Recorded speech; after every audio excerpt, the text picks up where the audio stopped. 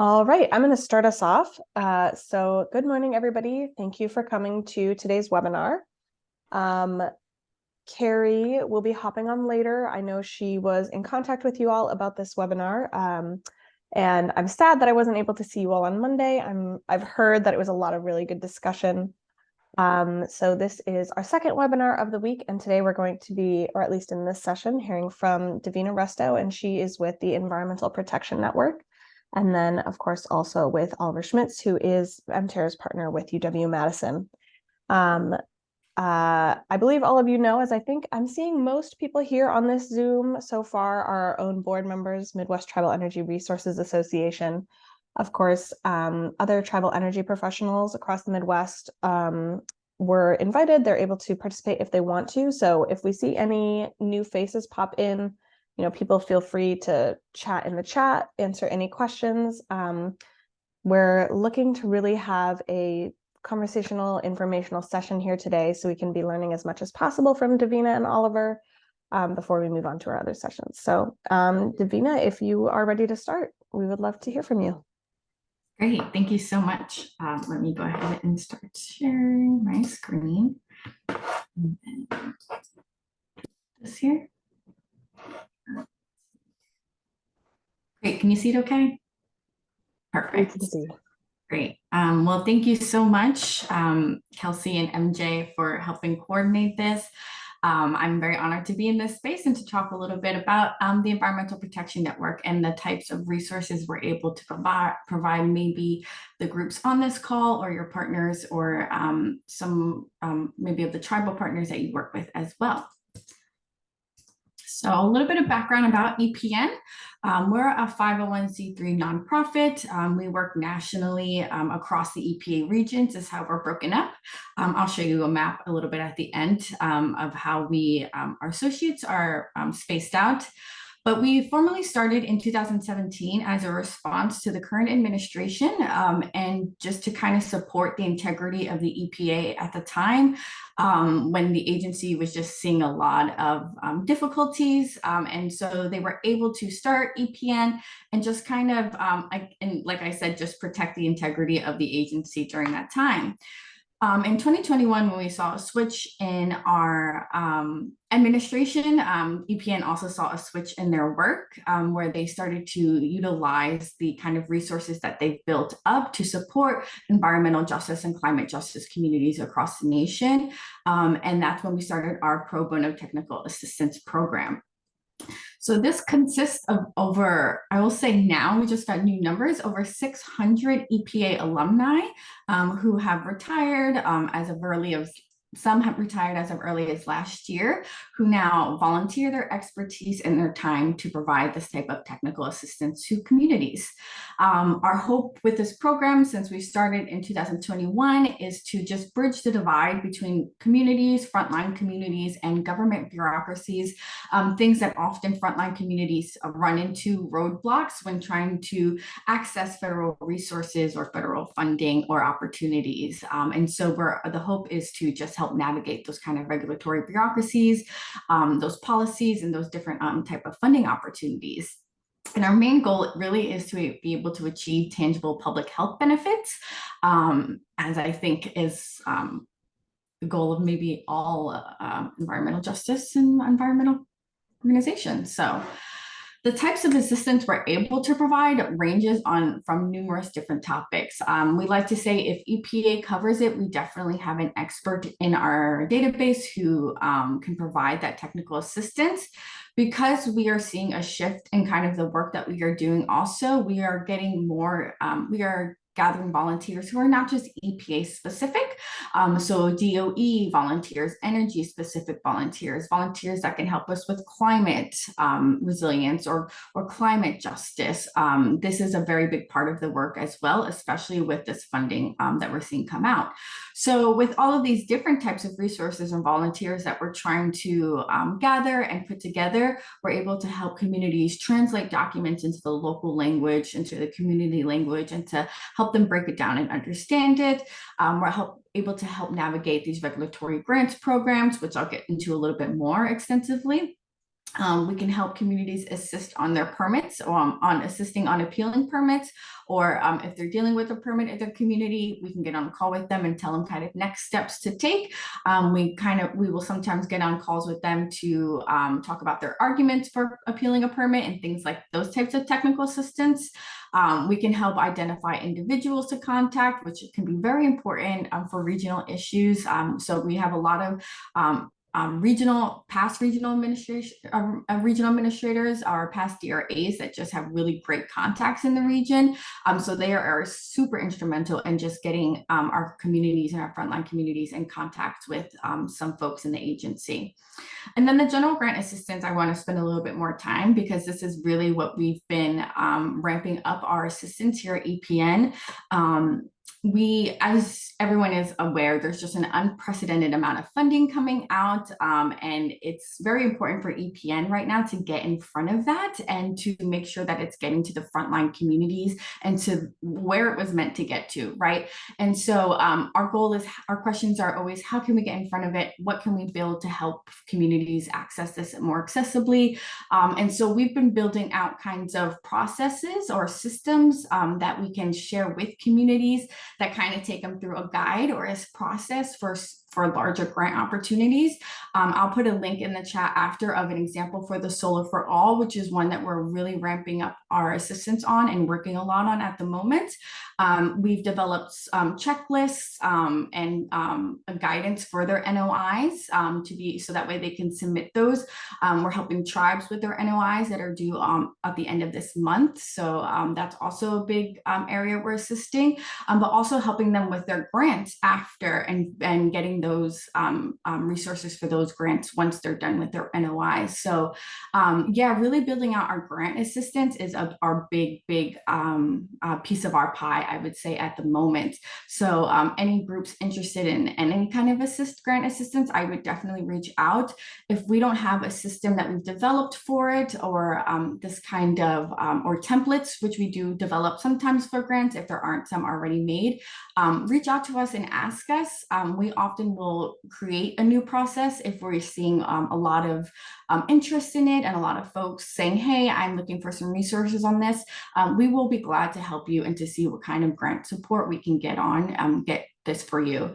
The really other type of big grant assistance is really just reviewing and editing. A lot of our volunteers provide that kind of technical review of a lot of these grants or these scopes. And so they have been very instrumental in that way as well. So definitely take advantage of those types of technical assistance expertise who can really take a look at your grants and say, oh, you might be missing this, or maybe you might want to talk about this. Like I did mention, a lot of these EPA alumni retired as of early of last year. So they're very familiar with the programs that are coming out right now, or were part of maybe developing some of these programs. We have one volunteer who was behind a lot of the CPRG developing. So he's been super helpful with us getting, just going to him for questions and getting him on calls with communities and just getting those kind of technical assistance. So yeah, really ramping up our grant assistance.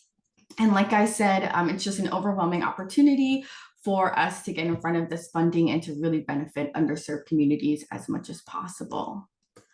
A little bit of progress to date. You know, MJ, how am I doing on time? I really wasn't sure. I do want to check in. So You're doing all good. Okay, good. Okay. So a little bit of progress to date. I will say with very much enthusiasm, I think these numbers are a little outdated. We've engaged with a lot more of our volunteers now. We're almost close to having 300 unique active volunteers working across close to 300 communities and organizations and law clinics across the nation. So just a lot of volunteers stepping up to the plate at the moment. Since of last year, when we've been really ramping up our grant assistance, we've been able to help groups access over $3 million in funding while waiting right now for a lot of grant opportunities that we've assisted groups access right now and how those turn out. And we're just seeing such an exponential growth. And that's mostly because of these technical assistance centers that EPA is currently funding across the nation. Maybe you guys have heard of them during these calls that you've had. I'll briefly just talk about them just in case, but EPA has funded these thriving community technical assistance centers across the nation. I believe there's 17 of them, 3 national, and then the rest are regional. EPN is core partners on about 9 of them, 2 of them being in the Midwest, and 2 of them being in Region 5. Where we're core partners with the University of Minnesota, and with partnering with MTERA. And so those types of groups, those types of assistants are going to be really, really, really helpful right now and during this funding storm that we're calling it. So I definitely also say take advantage of those. I think some of those, the UMN one and the big one, are not really fully up yet. And we're assisting them with those types of technical assistance until they become fully functional. But when they're ready and fully ready to go, I definitely encourage groups to take advantage of those. But because of those TIC-TAC centers, EPN is able to expand our team and hire more folks, and we're just being able to really spread out our resources and make them a lot more accessible for groups. So really quickly, I just want to go over some of the ways we've been assisting tribes across the nation.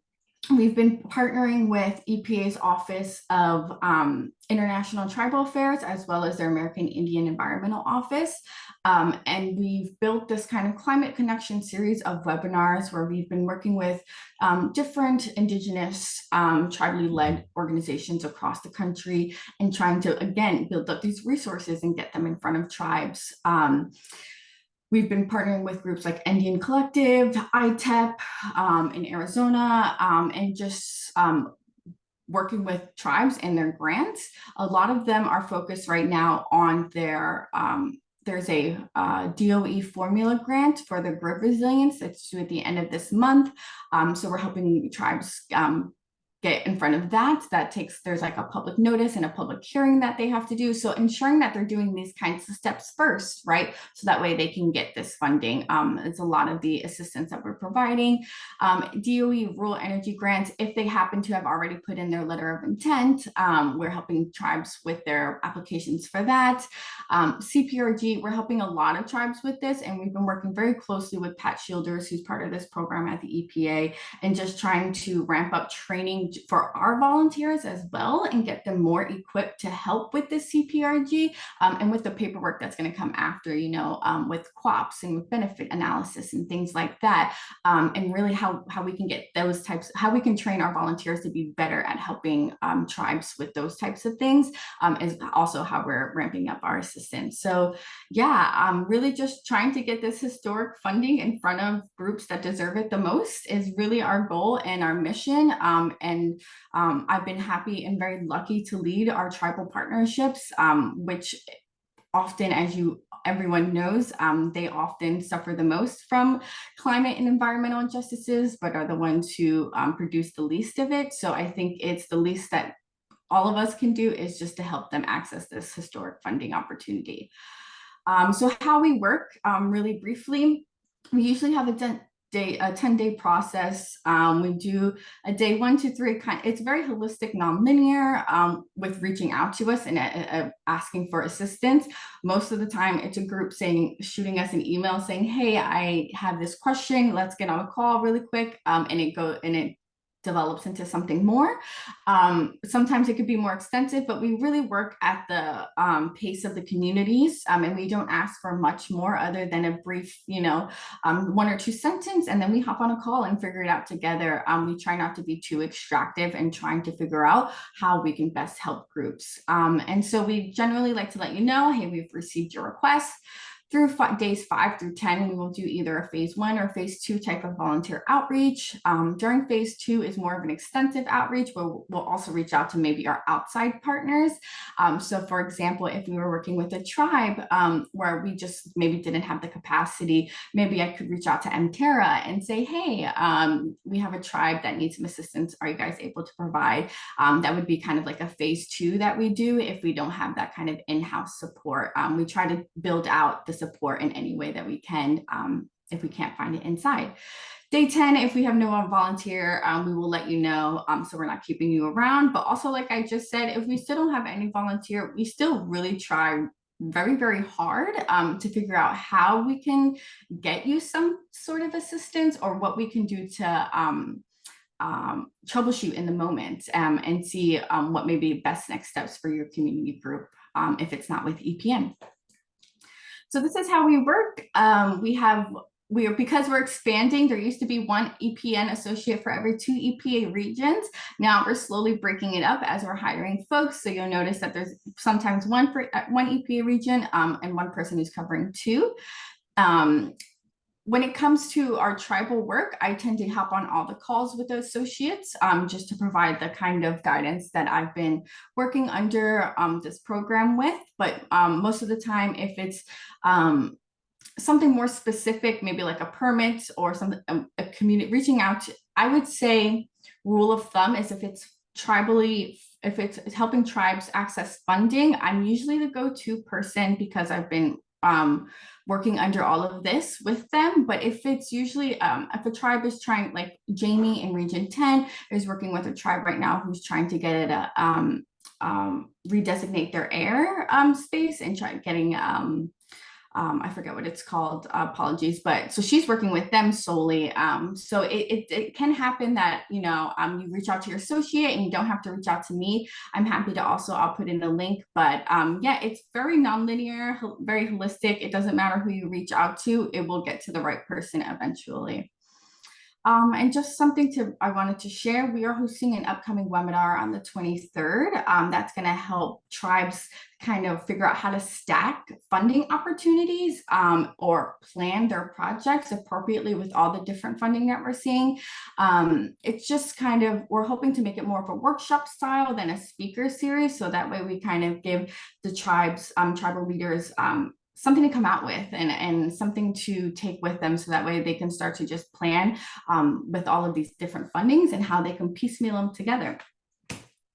So that is a little bit about EPN and how we are assisting with current funding opportunities and just other technical assistance if you have any. I always like to say as well, it's pro bono, so it doesn't hurt to ask if you ever need assistance. But yeah, feel free to reach out to me. That is my direct email and phone number. I'm happy to contact anyone on either. So. Thank you so much, Davina. That was awesome. And we will definitely be keeping an eye on the webinar that's coming up, because I think a lot of our MTERA board members would definitely find that very, very useful.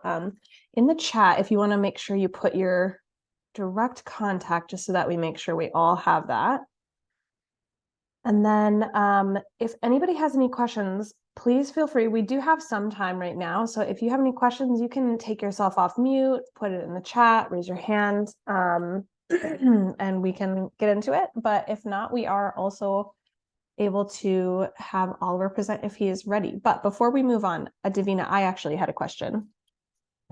So I know that you and I have crossed paths once or twice on the Tic Tacs that's been going on right now. Do you have any updates on the Tic Tacs? I know that we've been working really hard on trying to get those off the ground. MTERA is a partner, as all of our board members know, with both of the Tic Tacs here in Region 5. So we've been trying to do our best on that as well. Any updates on your end? Yeah, I think right now that's a great question. And the ones that with UMN, I believe that they have not fully signed anything yet. So I don't think those are going to be completely up and running. And there's 2 in Region 5, which is the University of Minnesota and the big, that's like the blacks and green one. And I don't think either of them are fully up and running yet. And so EPN has been supporting UMN in the way that if, communities are going to them, University of Minnesota will say, hey, EPN, we're getting some requests, and we'll kind of support them then until they're fully up. So I would say in the meantime, they're sending their request to EPN. So definitely just reach out to EPN until we get like an official announcement from those. But yeah, I think everyone is still on standby at the moment for those 2. So yeah, I think that's what it's like on our side too. Yeah. All right. If nobody has any questions for Davina, I have a couple of questions. Go for it, Jake. Thank you so much, Davina, for your presentation and for everything you guys are doing. I guess my first question is, how long is kind of a typical engagement with a volunteer in terms of kind of length of time and like amount of work effort? Yeah, that's a great question. So it definitely really depends on I guess the initiative or the request at hand, there have definitely been times where it's been a volunteer has gone on a call with the community once and never heard from them again, and that was enough for them. And we have communities where a volunteer actually gets on a call with them bi-weekly to check in with them and to see how they can keep supporting their initiatives and checking in on them. So I think it really depends on the comfortability of the community and what their and I guess the volunteers, the volunteers are so interesting because they say yes to everything really. And if we say a community wants to set up a call with you bi-weekly, which we've done with many of our communities, they don't have any problem with hopping on the calls with them.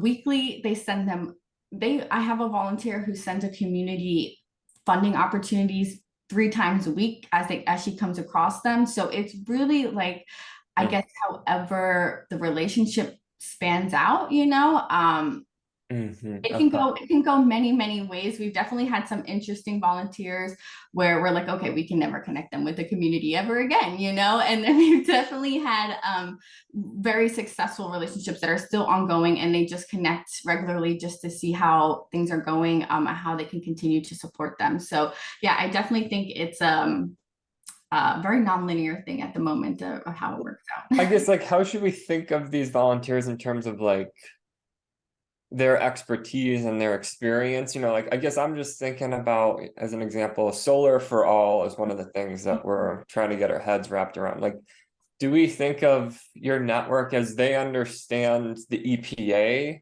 and like we can kind of go through them to ask some questions, or we need quick answers, or do like a mini research project on that? Can you kind of flesh that out a little bit more? Because Yeah, like, how should we think of the expertise of the volunteers? yeah, I think that's a great question. I think like how can you utilize them? Yeah, like I'm just trying to think of like the moment where it's like, oh, this is the time to email Davina and EPN. Yeah. So usually with Solar for All right now, it's a lot of, because it's just the notice of intent. It's getting Yeah. on calls and seeing. It's really not mostly with the volunteers at the moment, and it's more Okay. with people like me saying this is because we read the grant opportunities or the funding opportunities and learn them. So it's more me getting on call with them and saying this is what you need for the NOI. This is when you need it. Blah blah blah. And then we will have, if they've written it out, we will sometimes have like our higher ups, our executives, or someone to review it before we send it to a volunteer, just because they're not really like um they're more technical, right? So like with Okay. NOIs, we kind of try to we keep that to like the staff that we're hiring. But with Solar for All, what we expect is going to be coming out is reviewing their grants, looking at their scope of work, taking a look at their applications and seeing what's missing, what isn't missing. We're not sure right now if there's a template out for Solar for All, but we're going to be developing a template if there isn't, to help with developing your scope of work and your project and your program narratives. So those types of skills, but also we're getting experts outside of EPA. So like folks who are experts in energy or renewable energy, who can also just give you that kind of technical expertise. So Gotcha. yeah, it's all over. And I know that answer is not like a clean answer at all. I would say if it's funding, if you're looking for funding assistance or for grant assistance under any kind of EPA or DOE, we definitely can assist you. That's all, like I would say automatically, whether it's technical expertise or whether it's just getting you on like SAM.gov, getting you registered on grants.gov, or getting you your NOI ready to go. Really just like capacity building from that start all the way to getting your program narrative and your application together. Sorry, I'm so sorry if that's No, that's incredibly helpful. I mean, like, I'll just say, like, as I am reading the funding opportunity announcements for Solar for All, like, there are definitely moments where I'm like, oh, I wish I could just like talk to the EPA right now because I have like a mini question, and like, yeah. And it's not on so the FAQs. So we have a couple of experts who are experts in this opportunity who are just getting on calls with communities and like letting them flush out their questions and saying, I have these million questions, and they're just answering them, right? Because you're right, the FAQs and the funding opportunities are just a lot to go through. So getting, like, if you want to get on a call with someone, definitely reach out to me. We have through you. Okay. Yeah, we have people in mind already. Yeah. Awesome. Yeah. Thank you so much. No worries. That was awesome. If nobody else has any questions, I do think it is time that we should give Oliver a chance. But Davina, thank you so much. That was a lot of really, really great information. I hope that everybody present here was able to get some good info, and it sounds like we should definitely reach out to Davina if we have any questions. So thank you so much. All right, Oliver, do you have a presentation or are you just speaking? No, I have a couple of slides prepared. Perfect. Yeah. I will mute myself. Go right ahead. Okay. Yeah. Can you see the slide presentation mode here? Okay, very good. So thank you very much for inviting me to present about our partnership. I really appreciate this opportunity and also find it very interesting to listen into all the talks. So my presentation today will be about the Clean Energy Community Initiative. And I will provide an overview for those who haven't heard about it yet, or as a recap for those who have heard about it, and present a summary of first interaction activities. We have a website about the initiative that you see on the right side. If you want to click on this one or scan the QR code, you can also see more, get more information there. So the mission of our initiative, we try to summarize it, is to accelerate the clean energy transition by discovering community values, needs, and priorities, and then based on this, build a multi-sector network to jointly foster a growing, evolving clean energy ecosystem with long-term sustainability. This was born, this mission, from kind of desperate efforts over the year to build research efforts from a technology basis, really from, our faculty have all these ideas here at UW, and they say, this is the one which everybody has to like, and we want to drive this into the system. Everybody has to resonate with it, and so on. So this is kind of not a good proposition if this technology push is so large. And then with all these new opportunities ahead, we thought, okay, what is a more integrated approach that can be based on community needs and not on a technology push. So this was really an honest effort, first starting in the university to turn this story around from a technology push to a market pull or to a community pull, to let the community values define our missions. And then this grew kind of in various proposal efforts with state initiatives, with community initiatives, and so on. And we thought at some point we have enough partners. Let's build a network and try to give this some shape. And it's mainly Wisconsin-based, but we always call it Wisconsin Plus. We had a variety of efforts also that involved neighboring states. Clean energy, we are net import states, so it's always involving the larger region. So that's kind of the setting. I will explain a bit what is our concept and approach in this space, describe the partnership with MTERA, present some first outcomes and activities, and give a little bit of an outlook to the future from our end, how I see it at the moment. And this is mostly to then also trigger more discussion and welcome your input. So concept and approach, I described our true commitment to let community values, priority, and needs steer the selection and implementation of clean energy programs. This is kind of the bottom line of the initiative here. And our goal is to empower them with what we could deliver with the network jointly, empower all communities to make choices and aid the realization through a robust two-way engagement. That's important to us, that the projects that are created continuously can be revised to really meet the community needs. And we came up early on with a scheme here that has three phases. First of all, you see that the communities are on top and they are to guide and steer this process, and that the technologies that I mentioned in the beginning, that they are at the bottom as a kind of as a backbone, or we call it a toolbox that communities could leverage and use once a need is identified and an urgency and the priority is identified, then we can pull specific technologies out. And this would really be our contribution to the discussion from the academic side. So we envisage in the engagement process a phase which we call co-discovery, where, you know, we build the network and we discover together the needs and possible solutions. Then one goes into a co-design phase where we really align the solutions and think about how a project could look like, for instance, a concrete proposal. And then the proposal could be written. And in the third phase, mobilization would happen by implementation of a concrete proposal project or some other activities. It could also be education projects. It could be education programs at tribal colleges or universities, etc. So that is a three-phase process that we are endeavoring on at the moment.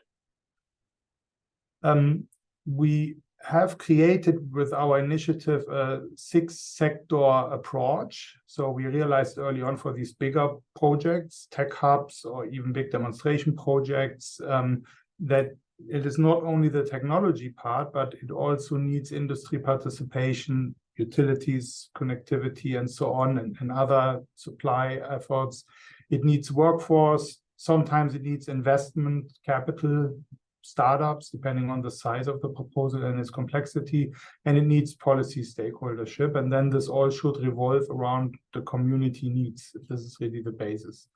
And we have created a network which I think one can say has a good coverage of all these six sectors. So when a project comes in, then we can pull resources out of these different sectors and help the proposal effort or help the project effort if it's not a proposal.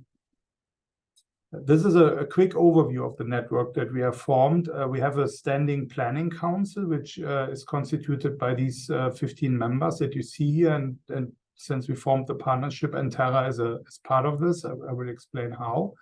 And then we have in the whole network about 120 or more partners, mainly from Wisconsin, from all these 6 sectors, that will then engage and augment activities. We had a variety of proposals where we then were able to bring in partners in the pertinent sectors to write good proposals. So that's an overview of where we are. A couple of words on community engagement. You saw this co-discovery phase, this first column, this first phase. Really, we thought for a long time now, about a year about it, and experimented around with this a bit. What does it mean, and what is a good way to foster this beginning of the two-way engagement process? So we try to come up with a community, we call it community discovery workshops, where we provide resources and where we provide a framework and bring this to communities so the communities can vet it. We can tailor it towards the community needs and then conduct workshops. And those could then be helpful to form the basis of a proposal, of a clean energy strategy, of policy inquiry, or whatever. So these, and this is also a very good opportunity for the formation of the network and the groups. So we'll get to know each other and learn about the different propositions there and start to build partnerships based on trust. And these workshops have been designed with and by an external objective facilitator from Columbia College in Chicago, Jessica Meharry. She kind of is working this framework and has set it up for us and with community members. So we like to engage and tailor the concept that we have towards specific needs of tribal communities in this case. That's an offering practically, and Carrie is now involved in this and is helping us to raise awareness and offer it to communities. I think the immediate benefit that we saw of this process is that the outcome of such workshops could be used to form the basis of the required community benefits plan in the federal proposals. And I will talk a bit about this. The workshop format is, at the moment, again, this is something that we put out as a framework and could be tailored and adjusted, but roughly we are thinking about 3 to 4 hour sessions tailored to the community. We would start with an initial meeting to help to tailor it and set up a useful workshop format for the specific case. We have prepared concept for introduction level communities and advanced groups. So we have practically not yet engaged with the clean energy space, and some who are really deep into it. So we could kind of react to both type of communities. Data, outcome, everything that will come out of these workshops will be left fully in the hand of the tribal community. This is this is not our way to pull data out or so. This is totally not the goal. Really, the goal is a grounds up engagement, so we could be part of projects and support. And we would like to have those workshops close to the community side. We have funds for participation stipends and travel support, and also venue support. So this would come at no or very little cost of communities to be able to conduct them. We are rolling those community workshops out, and a key outcome for us would be to provide a tested framework that then helps to define the content, particularly of community benefits plans. This is something that we see as a challenge when people write proposals. There's this kind of next section, the community benefits plan, and how do we really set up a credible community benefits plan that the UE, for instance, will like, that has community engagement, workforce, DIA, and energy justice in it, intertwined with the project. That's not a small challenge, and the workshops could help with preparing for this challenge. The next sections will be shorter, so I won't keep talking this long. But stop me at any time, please. Partnership with MTERA in this context. We are supporting MTERA, as probably most know, with funding for operations network, and particularly for the partnership development to enhance the interaction and the coupling to this initiative. And we really value the partnership of MTERA with the Clean Energy Community Initiative. I will give some examples where this has, for us, been already very impactful. And we also set up and funded the position of a program manager. We call it Community Outreach Coordinator at MTERA. It's an MTERA-defined function that we set up together, and it is employed as a community liaison specialist here at UW Madison, and Carrie Chapman furnishes this role. And I think this has been a major step forward as well to really steer the interaction and put life into the interaction. I think there's a basis for a variety of activities that are being pursued together, and some future ideas that I will propose. And I think focus area has been this co-discovery phase for now, through community workshops, because this can support critical parts of federal proposals. So quick list of first outcomes and activities. As I mentioned, Carrie Chapman is our liaison manager, is part of the planning council of the Clean Energy Community Initiative, brings in very valuable input there, and also she works very closely with the discovery workshop team, with Jessica in particular, as our facilitator.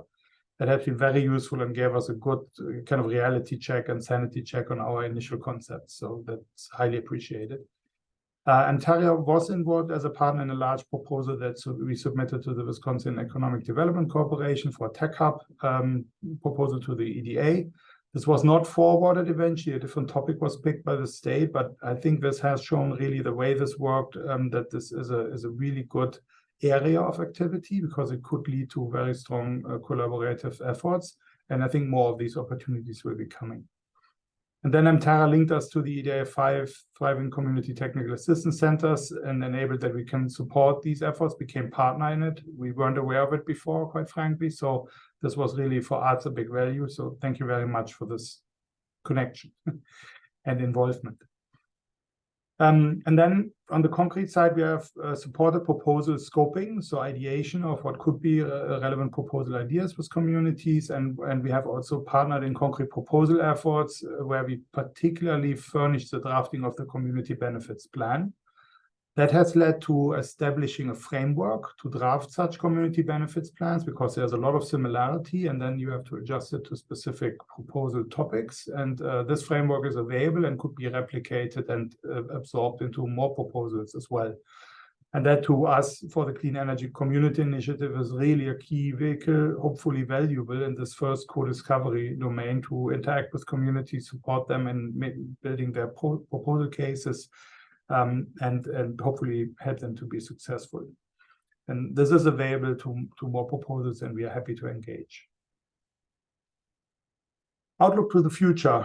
MTERA has become a very firm partner in the Clean Energy Community Initiative, and we're very appreciative of all the interactions and the very, unbureaucratic, informal conversations that we have that bring huge value in the network, and I hope we bring this back to you as well.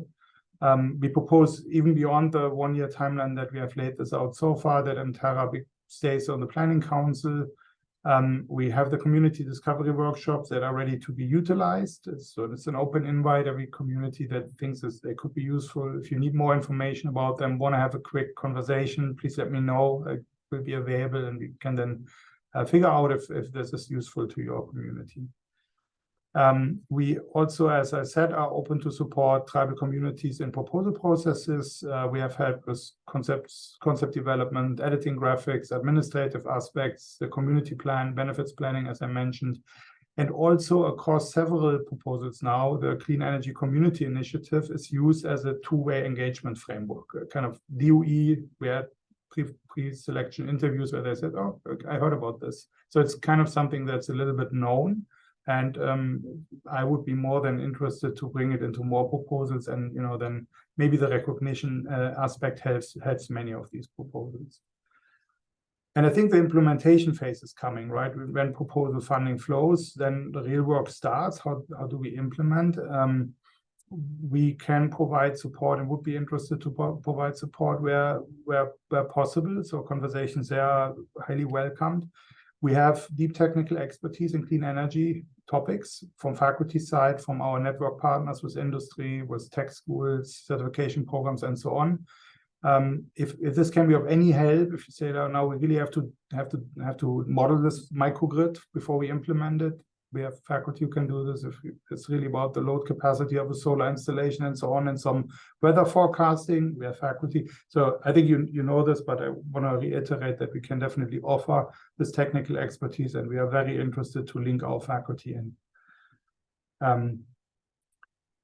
So last but not least, I think much of this is just the beginning. This whole wave of the storm of the funding is coming, and then this will enable a lot of projects. And I think this also leaves a lot of room of future technologies. So we are working mostly at the moment on the real kind of technology that's available now, but we also can think 10, 15 years down the road.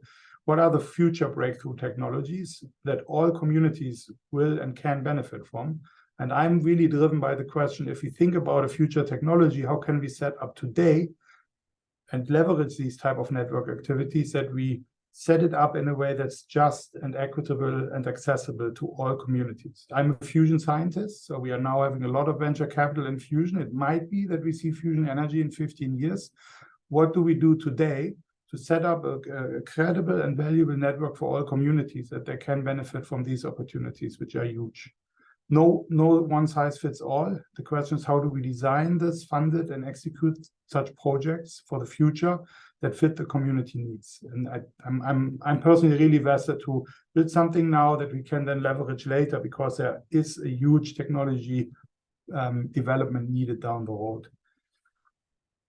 So I hope this gives you a good overview and opens up some questions that I would be happy to answer.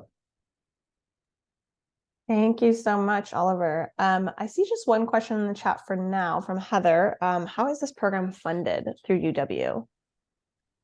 At the moment, it is funded from internal funds. I'm the director of the Granger Institute. This is an endowed institute from the Granger Foundation, and we have resources from there, which we decided to put towards this initiative. This is a 3-year funding envelope. We are in year 1.3 or so. So we have a little bit more time. We have brought the initiative into proposals, and then as such, when for instance, the initiative takes on responsibilities for the community benefits plan, then it becomes a funded activity. So some funding would be realized through these involvements, obviously, because we hope we have a framework that everybody is interested to maintain, and that then can help by this connectivity to execution of these projects. So the long-term goal really is to transition this into a externally funded effort, and maybe even through transforming this into one of these hubs or community hubs or whatever could come out of it. But we have at the moment for a couple more years quite healthy funding to keep going. If there are any other questions, feel free, you can just take yourself off mute, put up your hand, or put it in the chat. Oliver, do you mind putting your information for your contact in the chat for everybody for access? Or Yes, if there's a better person to access that as well. No, I actually will do this right away. Perfect. MJ, could I ask one more question? Yeah, go for it. Thank you. Thank you for the presentation. I'm curious, do these projects operate on a particular timeline? I know sometimes through universities, they're dependent on, starting kind of with the fall semester. So is there any particular timeline that these projects would need to kind of adhere to?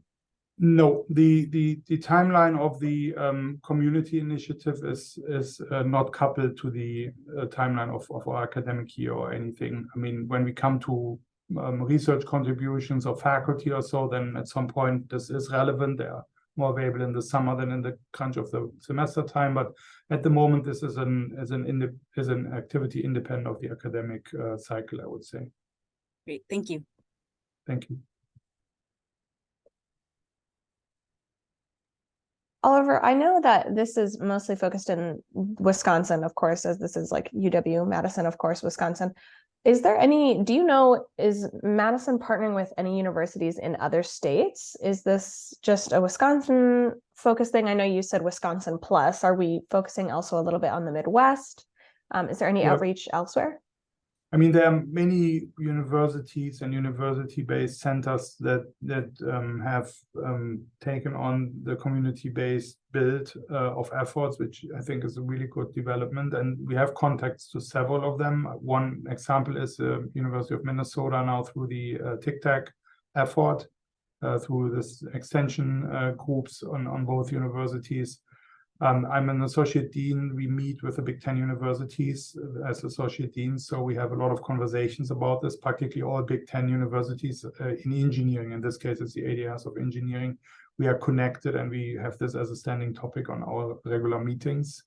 So this community initiative is actually presented there, so they know about it. I'm not aware of a university that is driving something similar, but I'm hearing a lot of interest in this community-based approach. And as I said, and I tried to convey a couple of times, we are fully open about admitting we are learning. And as academics, we are interested in learning. So that's a real intellectual value to explore the space, bring our faculty into it. And then I think it will permeate also more this university space as such when we have more of these examples. But I can point to a concrete similar initiative at a different university.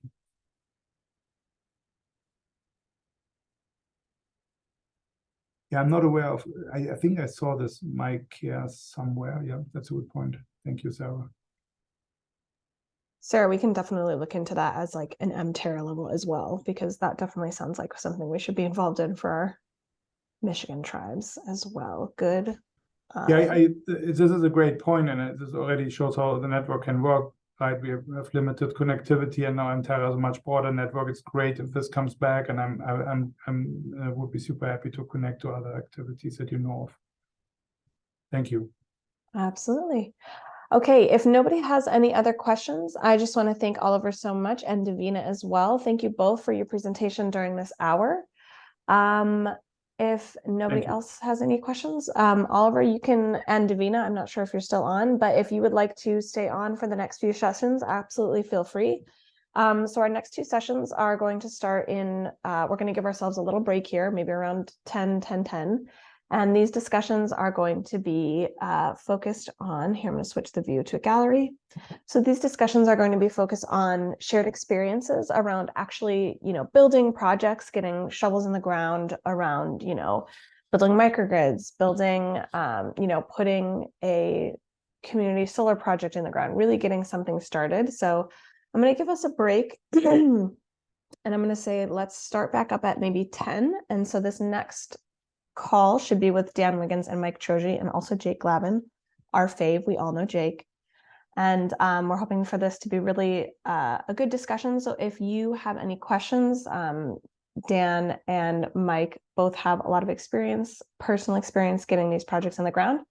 on how that worked for them, what they had to do. So we're getting ready for that discussion, and I'm just going to go on a break for maybe 5 more minutes, and then we'll start that discussion up. Feel free again to put your questions in the chat or contact information. Feel free to connect, and I will call us all back together at 10, but this call will stay open. I will be back in just a few minutes. Thank you, everybody.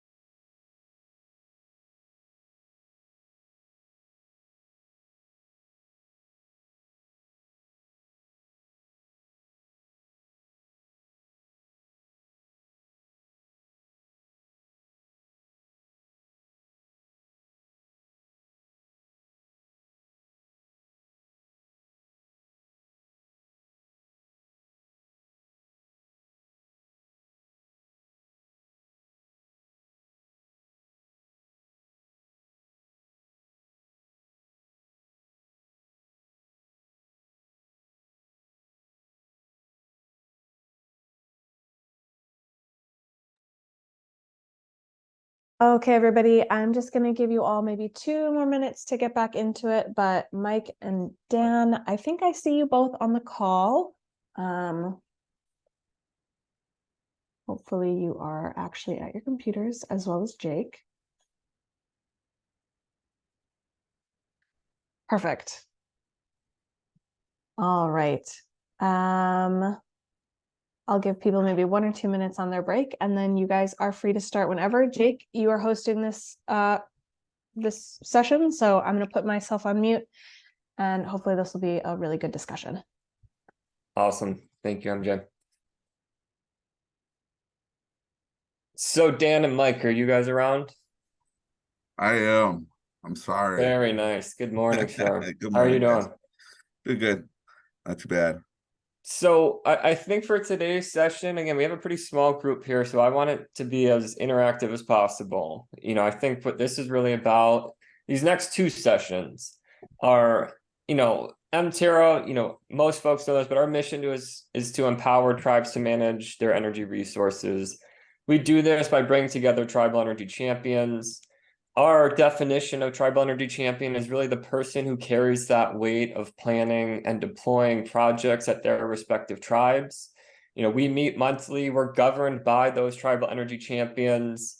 And on our monthly cadence, I would say we often get caught up in what is happening that month, you know, whether it's a grant, some other policy change, writing a letter to the Treasury. And we wanted to have this session to just kind of take a step back, talk to the tribal energy champions who are doing incredible projects, and have a back and forth discussion about what you guys are building and how you guys are organizing around it. So this first session is really about kind of the infrastructure that's going in the ground on our respective member tribes' lands. Next session is more about how some tribes are forming organizations like tribal utilities and TITOs to manage all of that. So either of you have a preference for who wants to go first? I think what I'm hoping to do here is maybe just talk about kind of the past, present, and future of your tribe from a energy infrastructure standpoint. We'll kind of do one at a time, then have a back and forth and open it up for questions. Daniel, be my guest. Yeah. Mike needs another coffee. Yeah, no, hold on. I'm just trying to I do got a presentation ready. So I did want to put up some graphics for you guys and follow some type of tune. Otherwise, I'll stray and I'll go down rabbit holes, and we don't want that right now. And so hold on, let me just pull up, because Teams is always fun, and so Teams is fighting me right now. Well, you should be on Zoom, so that could be the issue if you have a Teams. Yeah, no, that was the first issue. So yeah, you hit the first issue. You can't get into Teams. But I got it. You got it. Yeah, sorry about that, guys. It's like we haven't done virtual presentations before, and we know better.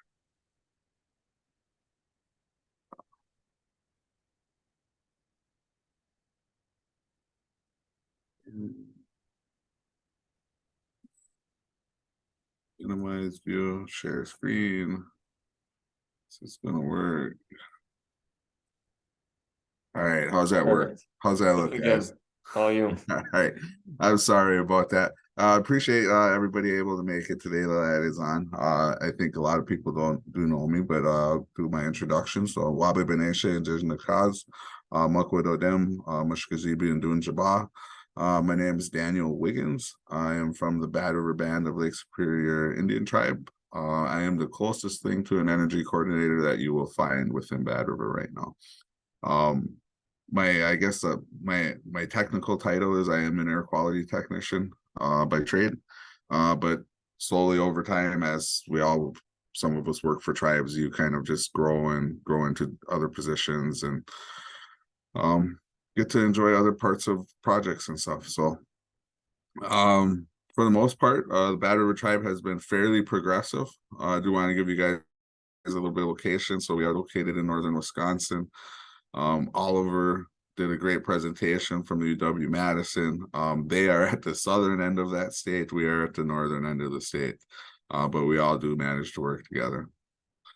To get into like how we approach our energy mission and our our goals around power and energy independence. We did identify a vision statement, so to empower and enable the community towards energy independence. What we're going to go over today real quick is kind of project execution. I think there's a lot of ways you can approach projects. Bad River is definitely unique in how we approach anything, and so we approach projects from a fairly technical standpoint, and I would say planning and development probably eats up a lot of that. So I do want to just go over project steps with you. I'll highlight the Ishkana and Dawidede project real quick and give you some pointers on microgrids if there is any that I can help out with, and then just highlight kind of our newest project that we completed last year. I'll focus on energy and then get into any questions. Project steps. Don't want to get too far into anything with kind of project steps because it is different for each tribe. This is ultimately how Bad River approached their projects. You look at Ishkana and Dawidede. If you're familiar with that microgrid project, it is somewhat of a larger project, not the largest project you're going to see out there, but for microgrids, it was one of the largest, if not the largest, in the state of Wisconsin at the time. How do you approach that project? A lot of planning and development. What I like to tell people is if you look at the project implementation, it's really just a small part of the project steps. The planning and development, the securing of funding, the environmental reviews, the assessments, all of that stuff is taking place before you even break ground, and so a lot of people really get excited and stuff when they see the solar panels going up and when they see batteries getting put in the backyard or kind of whatever the infrastructure is. When they're seeing it in the ground, that's when the community and everybody gets excited. I think what's lost in that, though, is kind of the planning and development parts. All of the time that went into strategic energy planning, the feasibility studies. For Bad River specifically, we used emergency preparedness documents. We did all that planning for strategic energy. And when it came down to it, the biggest trigger was emergency preparedness after a 2016 flood. So we actually used other tribal planning documents. And then the funding, securing of funding. I mean, we can all attest that we can all come up with great plans and great strategies. We can identify great problems amongst our communities and municipalities. But ultimately, we need money to kind of address a lot of those issues. And so grants, whether it's grants, general funds, finance and strategies this year is kind of a big thing around. I put tax credits, that's supposed to be tax credits, so I apologize. But for the most part, there's a lot of ways to secure funding. It can get complicated, but it is a part of the process. Environmental reviews and assessments, tribes do not stray from this. I would say that tribes, this is where we kind of emphasize and make sure that we're doing our due diligence. And so I would say environmental review and assessments have really grown into its own objective for tribes. And I would say that even contractors have come to know that tribes are really going to emphasize on not just the NEPA reviews, but the tribal environmental review specifically. Then you get into the construction. Again, the easy part, the commissioning, that's the fun stuff. That's the colorful stuff. That's stuff people love to see. People working on the project's awesome. But then once it's commissioned, then what? Then it's really the post-analysis, system monitoring, workforce development, and then what are the next steps? You're putting in a lot of solar, you're putting in microgrids. What are your plans after that solar and microgrids are put in? The Ishkana and Dawidede project was a big project for the tribe. It was awarded through the USDA grant in 2019. And was about a $2.2 million project. If you talk with the contractors, they say it was closer to 2.2 was in the contract. So that's what we kind of held them to. 1.8 million contribution from the DOE at the time. And then the remainder was funded through investor and development. So this was a little bit, this was before this year. So the tax credit scheme was fairly complicated using investors and stuff back then. This project focused on resiliency after 2016 flood. So again, strategic energy planning was done, but we used emergency preparedness documents ultimately to trigger this project. We installed over 500 kilowatts of solar with 1,000 kilowatt hours of battery storage at 3 tribal facilities located in the Oneida community. The system specifically at the Health and Wellness Center and the wastewater treatment plant will offset facility electrical loads and offer assistance level of resilience if power goes out. that can last projected days, if not weeks. The Chief Blackbird Center is a little bit more just addressing emergency loads. What was the event? We had the 2016 flood, basically highlighted gaps, not just with electrical, but with gas that was serving generators and ultimately providing resiliency to the buildings as well. And so how could we address that? One of the solutions was mini grids. Just more pictures of the flood. This just really highlights the steps that we took. I don't want to get too much into it. Obviously, there's a lot of steps in the project, from when you're identifying the gaps to when you're planning the strategic energy plan, emergency preparedness documents, when you're supplying for the funding. So from 2016 to 2019, until we got the funding, it really was just planning and identifying funding. Once you get the money, there's still a number of environmental reviews, negotiation with the DOEs, negotiating with tribal council, as you guys can attest to. You know, once you get the money, there's all these hopes and dreams about how the money should be spent, and you got to remind them about how the money is identified for specific objectives and projects sometimes. Through that, we were able to commission through 2021, and then, you know, ultimately we're providing savings and stuff to the tribe since commissioning. This just highlights, so this is our Dana community. This is where we placed our microgrids throughout that community. This gets into some of the sizing. So again, the admin's very small, 24 kW solar, battery storage, 10 kilowatts. Just pushes energy into the emergency loads when needed. Admin picks, again, fairly small, 20 kW system, fits on the roof, battery fits right in the back of the building. People don't even know what it is. Wastewater treatment plant, fairly a larger system, very unique. Wastewater treatment plants come with a lot of pumps, a lot of different loads, and so it was unique how the contractors approached it. 200 kW solar with a 200 kilowatt hours of battery storage. Pushes excess energy back to the grid. Does not form a grid in the event of a utility outage. This one operates a little bit different, so microgrids can operate in a lot of different ways to accomplish the resiliency goals. All that means is it works in tandem with the existing generator that's on site. It is a part of the scheme to reduce the generator's usage though during those outages. Just some pics with the wastewater treatment plant of it going up. Final picture of the system and place. You kind of see the wastewater treatment in the background. That's the building that's being served.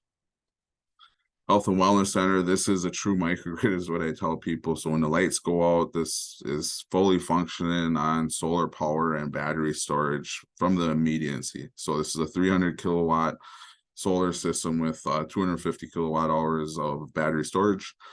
Pushes excess energy back to the building, but also its grid forming capabilities in the event of the outage.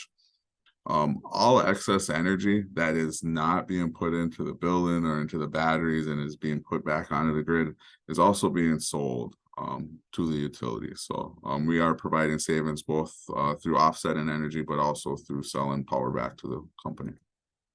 There's some pictures of the microgrids, batteries,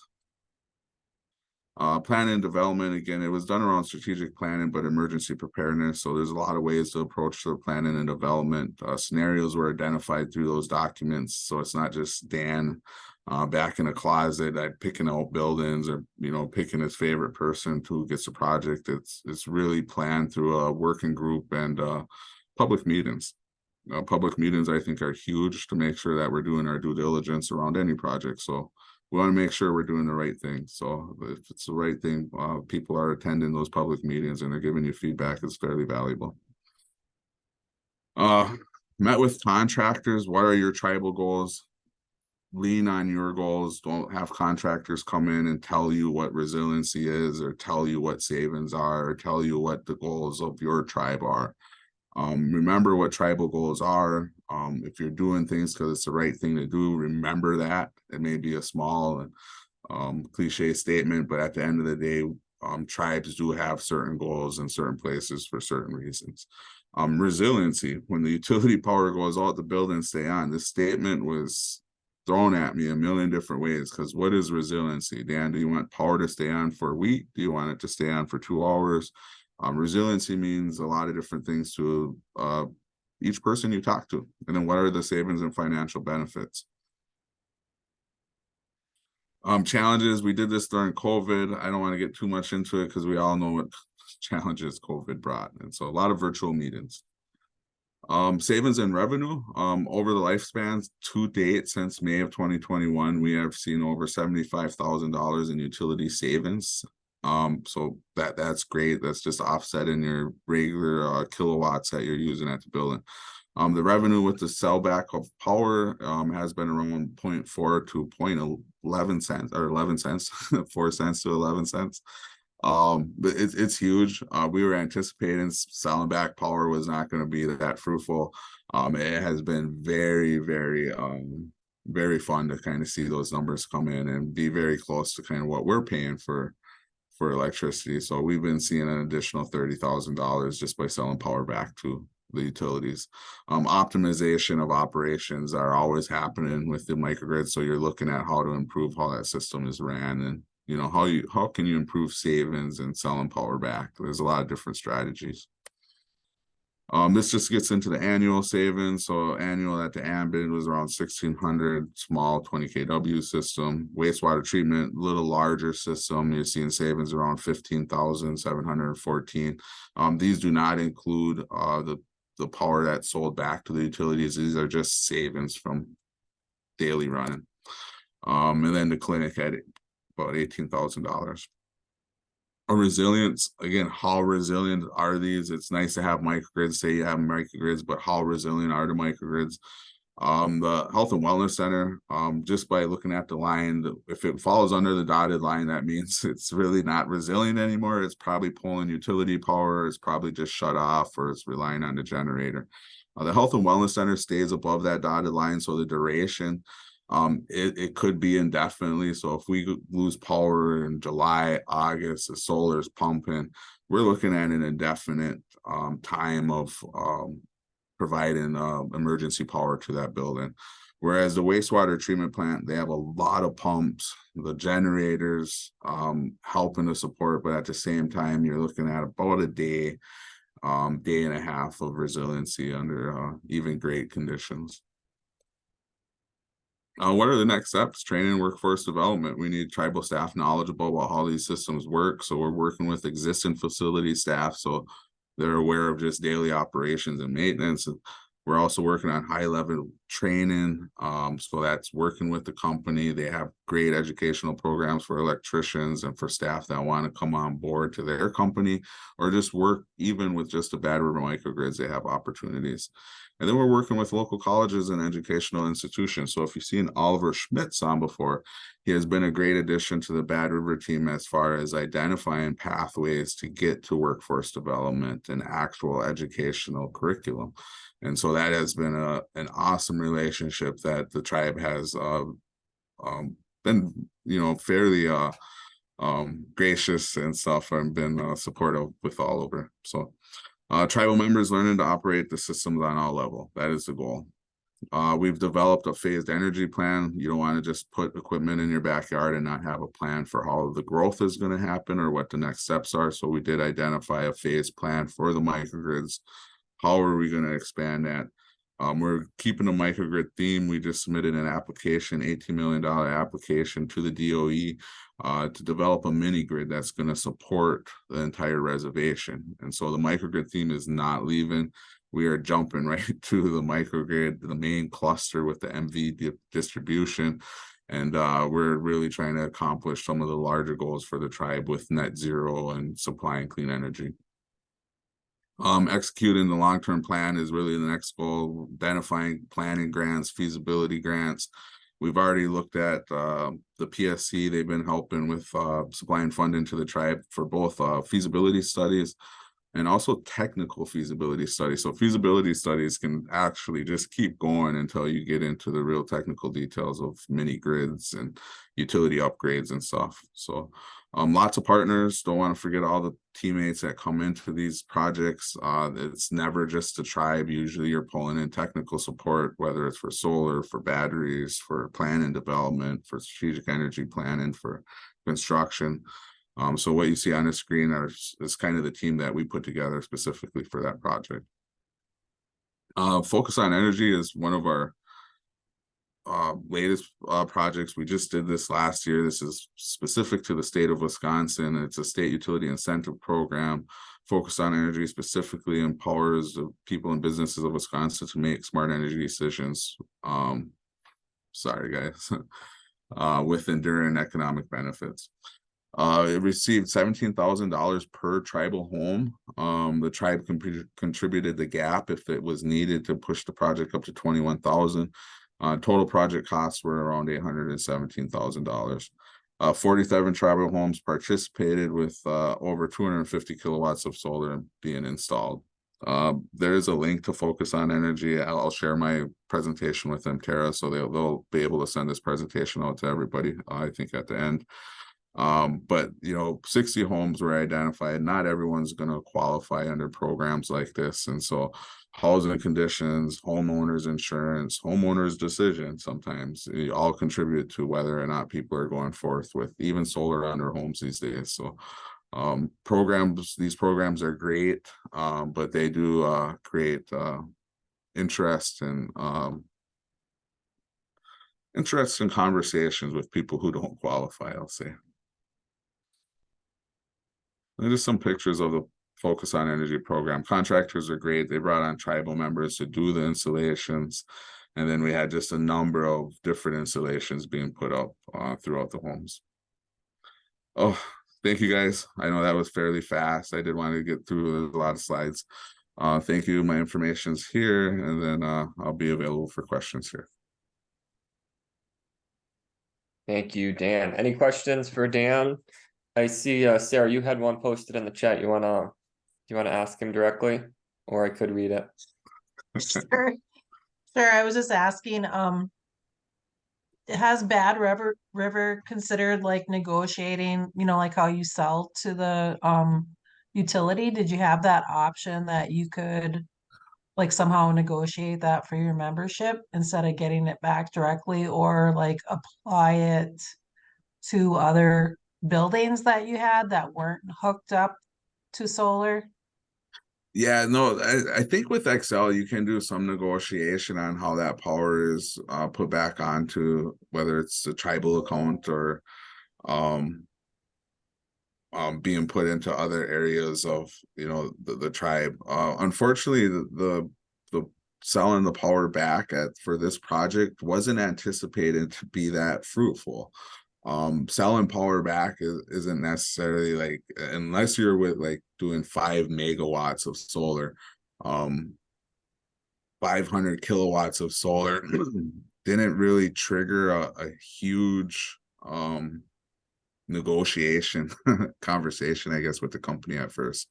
If they would have seen the 11 cents that were down the road, they probably would have negotiated down. And so what you're seeing with the tribe right now, with it coming in, because you get the fair market value of what you sell the power back. And so whatever the company is buying their power for at that time, that's what they're also buying your power for. And so if they're buying it at 0.2 cents, if the market says 11 cents, that's what the company is buying at. So again, the time that we see, the time that Bad River is in right now, you probably won't see for another decade or two. It's just, we kind of hit a sweet spot with how the utilities rates are going and kind of how they're buying power. It's just, we're very fortunate. I think in 5 years, absolutely, the power company will probably negotiate down with us. But yeah, no, it is an opportunity. There is negotiation on how the project is implemented, how it is put onto the system. You can do buy all sell alls to a certain extent if the solar becomes large enough. So, but no, the tribe did not.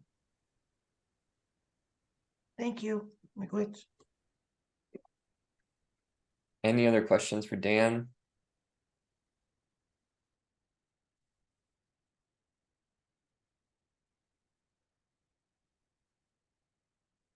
Okay. Well, thank you very much, Dan. Next up, we have Mike Troge, who's going to talk a little bit about what's going on at Oneida Nation. All you, Mike. Thanks, Jake. And thanks, Dan. Lots of great stuff going up in Bad River. A community-wide grid. That's pretty impressive. I like to see that in action here, or as it gets more wheels going forward. So keep us up to date on that project. So, Mike Troge with Oneida Nation. I've been environmental project manager for them for quite some time, doing a lot of these days a lot more energy planning and development work as much as we can. I don't have a real formal slide presentation, but I do have some information sheets I'd like to share. So I'll try and share screen. Let's see here.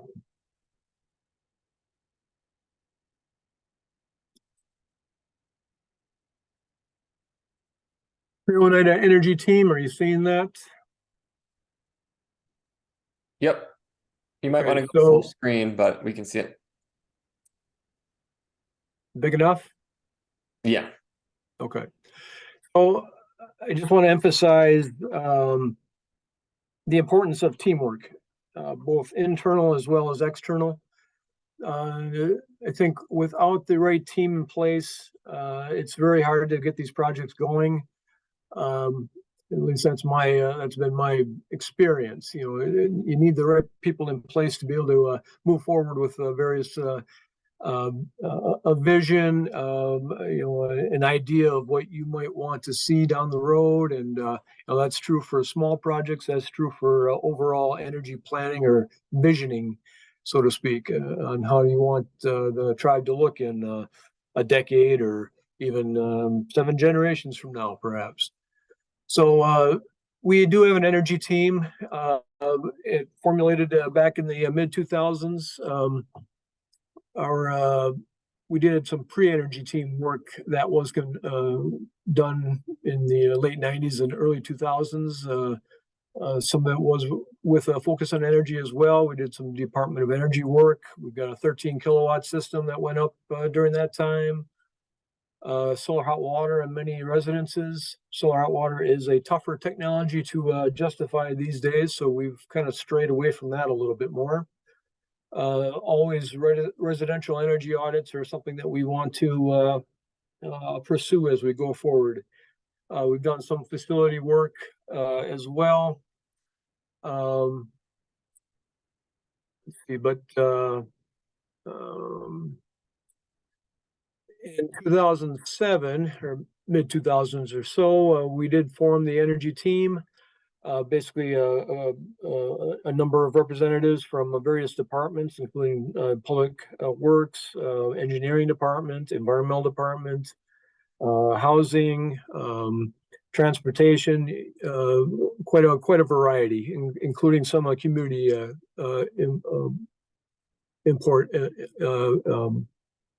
participation as well. We've done some work with Brown County. We've done a wind study. We did solar hot water upgrades for a lot of the residential homes. We were even doing some energy crop studies to investigate the opportunity to actually use crops as an energy source.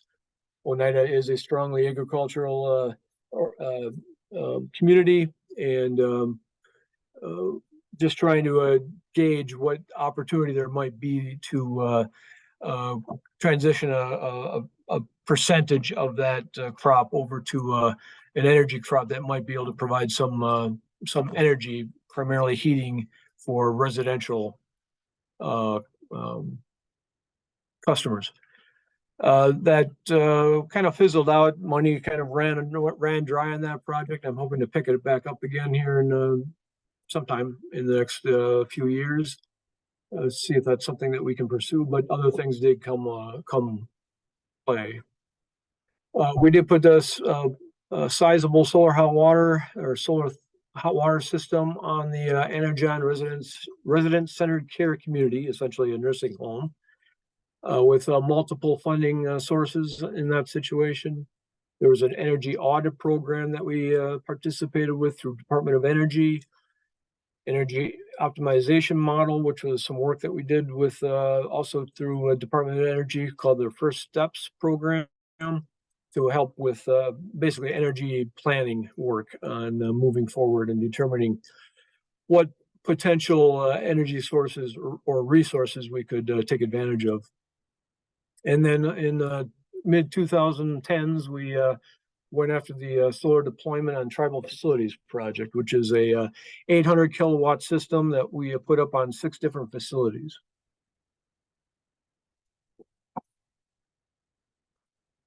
This is just a summary of the multitude of projects that we're kind of investigating or have invested in. Lots of lighting upgrades, moving from compact fluorescent lights, replacing the older version of light technology, as well as moving forward into LEDs. You know, that keeping on top of those types of technology changes can always be a challenge. Our electrical manager has been on top of that work.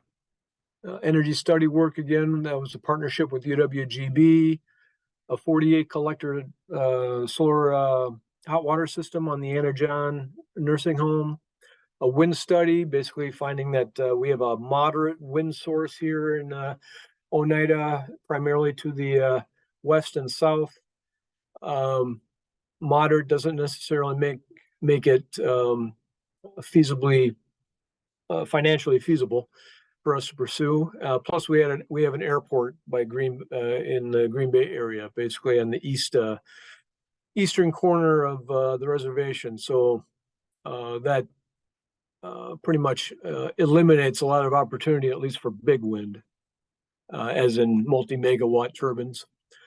Biomass energy, again, some experimentation at some local departments to determine what kind of biomass opportunities we have here.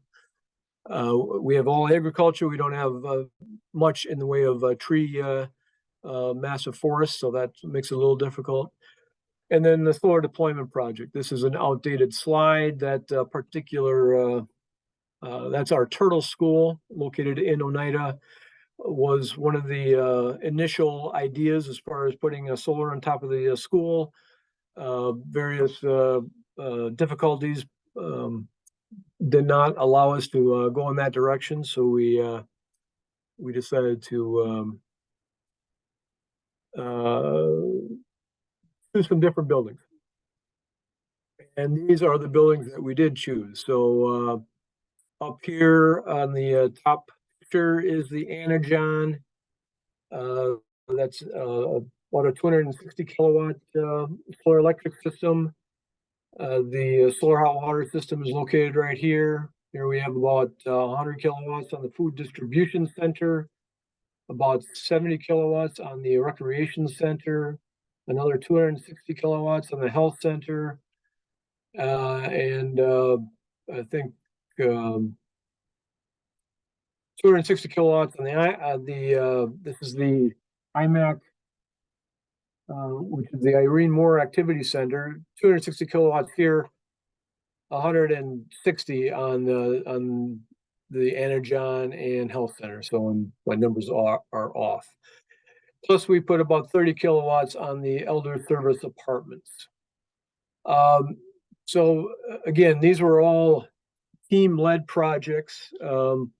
We made sure that we had to make sure that we had the various people involved to make sure that these types of projects would fit in with the necessary infrastructure that was in place, and making sure that our connection with the utilities were appropriate and so forth. All of these are on a power purchase agreement, excuse me, with a local solar developer. Dan did hit it on the head that when the equipment goes up there, that's where a lot of the excitement happens. It doesn't happen during the planning and development phase.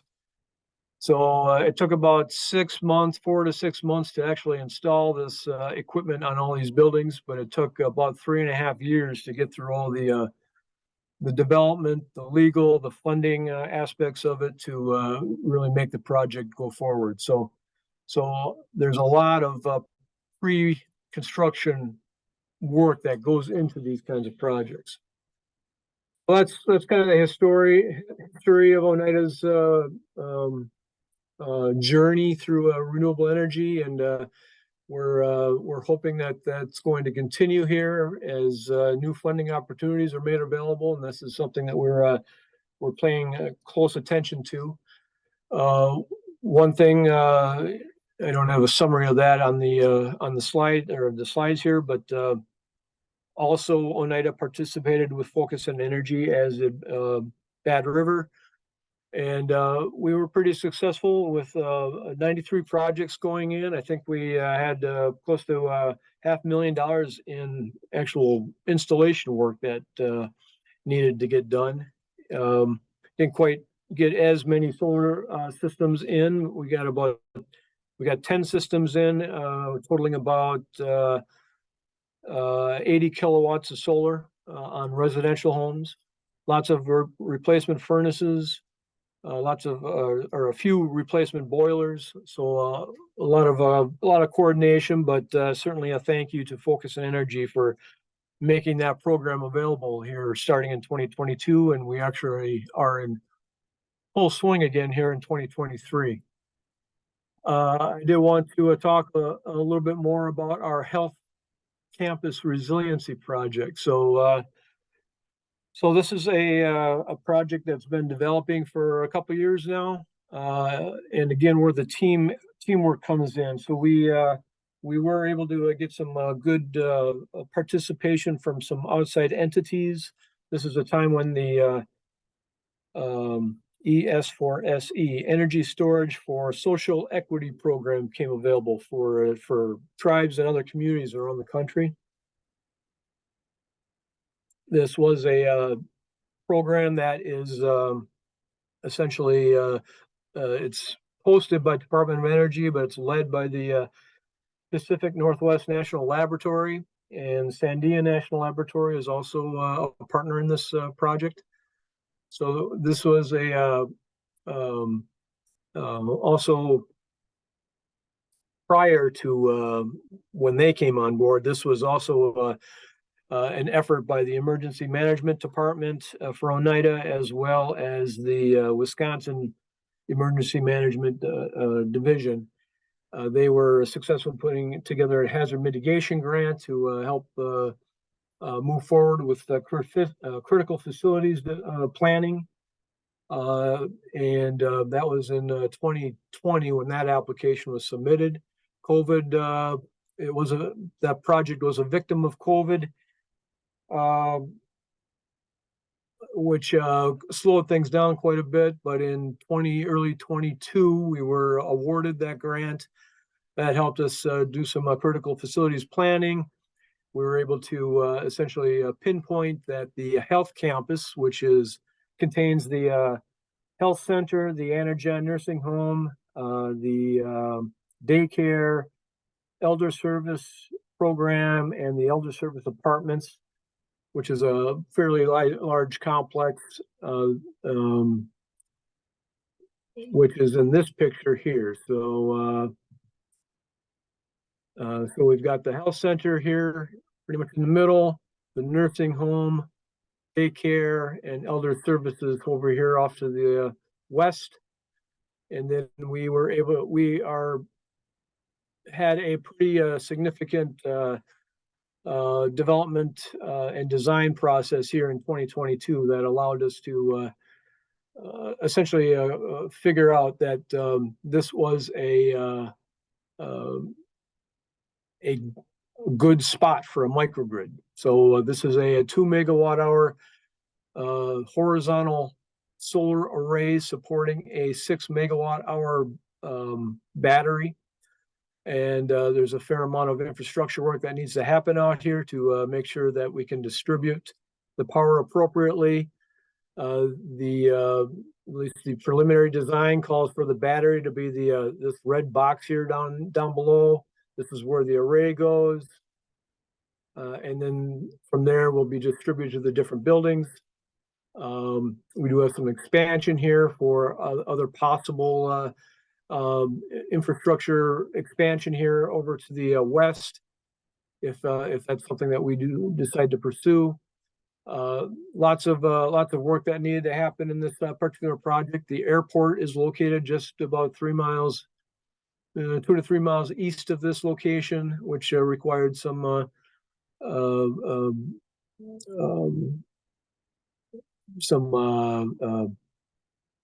necessary from the airport. I'm forgetting the division now, but the airport needed to pass that work. We needed to do a lot of environmental work out here. As you can see, there's a wetland down here in the south part of the area where the array is located that needed to be looked after, and we had to essentially work with Corps of Engineers to get some ability to or some ability to work down there and be able to support this particular microgrid.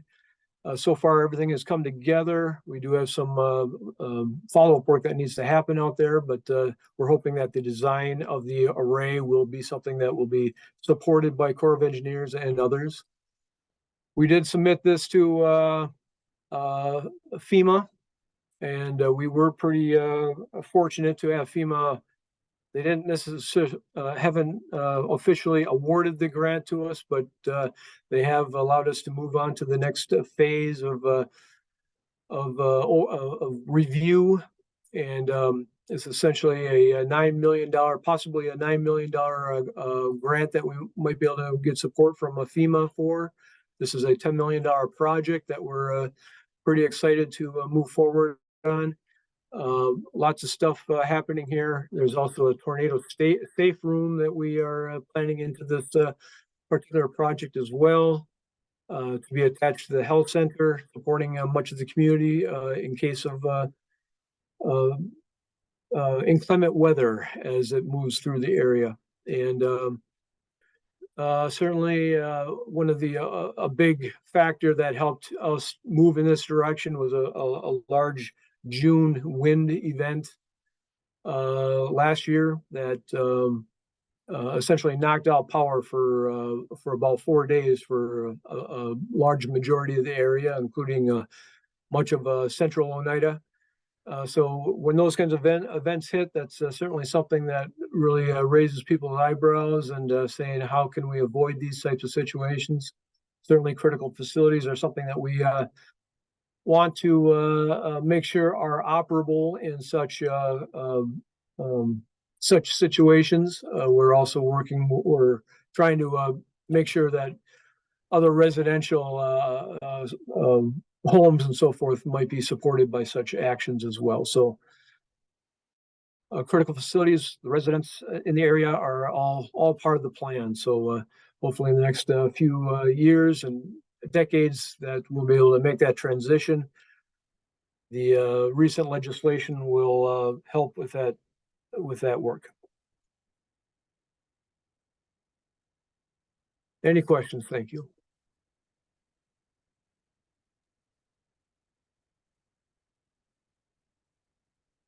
Thank you, Mike. Any questions for Mike from the audience? I'll stop here. There it is. Thank you. Anything? Oliver has a question. Yeah, thanks, Mike. This is a very impressive overview. I have not had the opportunity to see this yet. So I was wondering, when you have these projects and you have all these partners that come together, how is this done? Is this kind of generic on the spot, or is there some system behind it? Because you seem to be very successful to wire up very strong teams. Don't know how much you want to share your magic recipe, but I'm asking from our community initiative perspective, how much could we learn, to multiply frameworks that can be helpful to others as well. And this looks like a really good example. Oh, by all means. And again, I failed to mention that Woven Energy and WSP were also an integral part of this project as well. And again, it comes down to the teamwork aspect of it. We had again, Pacific Northwest National Laboratory, we had Sandia, we had Wisconsin Emergency Management, we had certainly a lot of internal departments that were involved with this project. Woven and WSP came in halfway in 2022 to help further the design work. It was a very concerted effort during the grant application phase as we made ready for the FEMA review, and just making sure that FEMA, they have this benefit cost analysis worksheets. They have a whole number of other items that need to be addressed as we submit these projects. The benefit cost analysis does not, at least their format, does not support very well the microgrid technology in general. We've had to really build a case, build why such a need is necessary in order for FEMA to be able to fund these types of activities. And again, thank you very much to our emergency management team here in Oneida, Woven, and our environmental staff to be able to really put a good application together with all the necessary backup to say why a microgrid fits the definition of what FEMA is looking for in these kinds of situations. Does that answer your question? Yeah, thanks. It sounds like the concrete proposal opportunity has really driven the way you assembled your team, so you could be responsive. It's nothing like you have a standing group of people who do this, but you have the proposal opportunity and you put these all together through various contacts and so on, which is really great. That's right. Yeah, it's a matter of building the team. I mean, we've got a good, solid team here in Oneida. Plenty of departments and divisions to with the technical staff necessary to do this kind of work. We find it very beneficial to bring in outside help when it comes to more concerted designs on solar arrays and microgrid design and things like that. And the national laboratories do a very an excellent job with from an outreach standpoint and being able to educate. And then bring in the private consultants to essentially further that work. So building a team is the critical part. Yeah, thanks. Congratulations. Really Thank you. And thanks, Jake. FAA. Man, oh man. I know you were close. I could tell.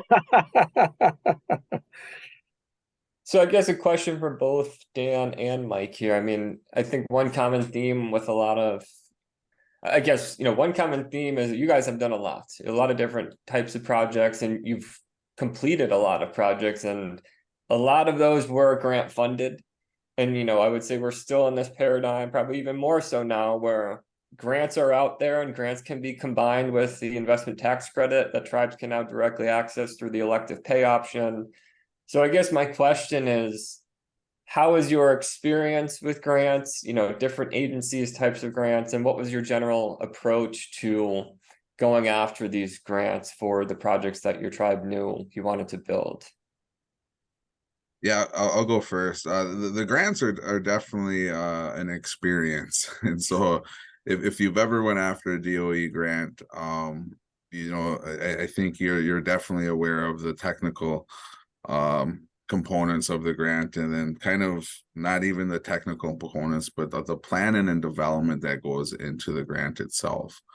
If you're writing a DOE grant, it usually means that you've done the proper planning and development to get to that stage. I've had tribes approach me that have done no strategic planning, who have done no feasibility studies, and are like, Dan, I've identified this great grant. It's going to put 100 solar solar units out there for 100 different residential people. And I'm like, awesome. Where are your planning documents? And they're like, well, we haven't started those yet. I was like, well, you're not going to start a DOE grant then. You're not going to start a FEMA grant even sometimes if you don't have the proper planning documents in place. And what I'll say is DOE and FEMA have both put up technical resources to provide avenues to get to those planning documents, those feasibility studies, so basically all the technical information that you need to get into their grant portals. But it is a lot. Mike attested to it too. It took about 3 years of planning before you were able to even trigger some of the grant funding. And so know that it's not just an overnight task of saying, oh, wow, there's this perfect grant, because I know Tribe, if you're sitting in a position where you're an energy coordinator right now, I know leaders are throwing grants at you. They're saying, go after this one. Why aren't we doing this one? Why aren't we doing that one? And some of the easiest responses is we haven't planned for it yet. Even though that's a great grant, we haven't necessarily put in the effort to say, hey, this is what we want to do yet. And so making sure you have those efforts in both the planning documents, then also the feasibility studies. The other thing, a lot of these projects, there's a lot of technologies, making sure those technologies fit your tribal goals. Feasibility studies can be a great way to kind of run through the entire process of the project, the technologies, and then what are your tribal goals and how do those fit the projects. And so grants are heavy lifts. Mike did a great job saying it's a team effort. So if you're doing a DOE grant and you're sitting there by yourself doing it, good luck. It's going to be very hard. And so you need a team. You need someone to address the technical points within that document. Another big key piece, and this is where Oliver has definitely come in and just really did a lot of the heavy lifting, is the community benefits analysis parts of these grants. DOE is coming out with them. I think the EPA has a community benefits section. I'm pretty sure FEMA is going to put some community benefits and EJ40 stuff in there. Know that people like Oliver are out there and ready to provide technical assistance for some of those key parts of those grants. Because, yeah, even me, I was looking at like the community benefits. What is this? And so there's a lot of new stuff being included in the grants that are coming out. But know that there's a lot of technical assistance to kind of help with that stuff too. So get your team together, make sure you have a good team that you can rely on and that communicates, that's transparent, and you'll get through the grants. But yeah, the planning and development is fairly key in all of it. Thanks, Dan. Mike? Yeah, and I think another important aspect of it, Dan understands this. I'm sure a lot of people, a lot of tribes understand this. Capacity is another big issue. As far as the timing or the time it takes to put into grant writing and things like that. And tribes are involved with a lot, and we've been in a situation where energy just was not the priority for so many years, and now that costs are going up, now that climate change is an issue, now that something called energy sovereignty is increasingly becoming a goal for a lot of tribes, that having the capacity to do that kind of planning, to write those kinds of grants, do that kind of work is a critical thing. The federal governments, state governments can only go so far, and as far as the tribes having to basically come around a plan on how they want to move forward strategically from the energy standpoint, and it's to stay on top of the different kind of legislation that's out there. Also, 5 years ago, nobody ever heard of direct pay or the other term they use for it, elective pay. It was all based on third-party ownership and power purchase agreements, and that was a heavy lift back then when we had to put this power purchase agreement together with this third-party developer and get it past all the necessary Public Service Commission requirements and all that stuff. Now we don't need third-party ownership anymore. It's a situation where the tribes have an opportunity to buy these things outright and take advantage of tax credits at the same time. It's a very odd environment these days, something that we need to get used to. And having the necessary people in place, that's one thing that I wanted to do for the power purchase agreement. Also, we have a very capable legal staff here in Oneida, but they're not energy focused. So being able to go out there and find that legal consultant that can actually support those types of activities. We're going to need that kind of work when it comes to direct pay as well. Legal, financial, tax accountants, those are all things that tribes don't necessarily have direct access to. So again, building that team, including those kinds of skills necessary.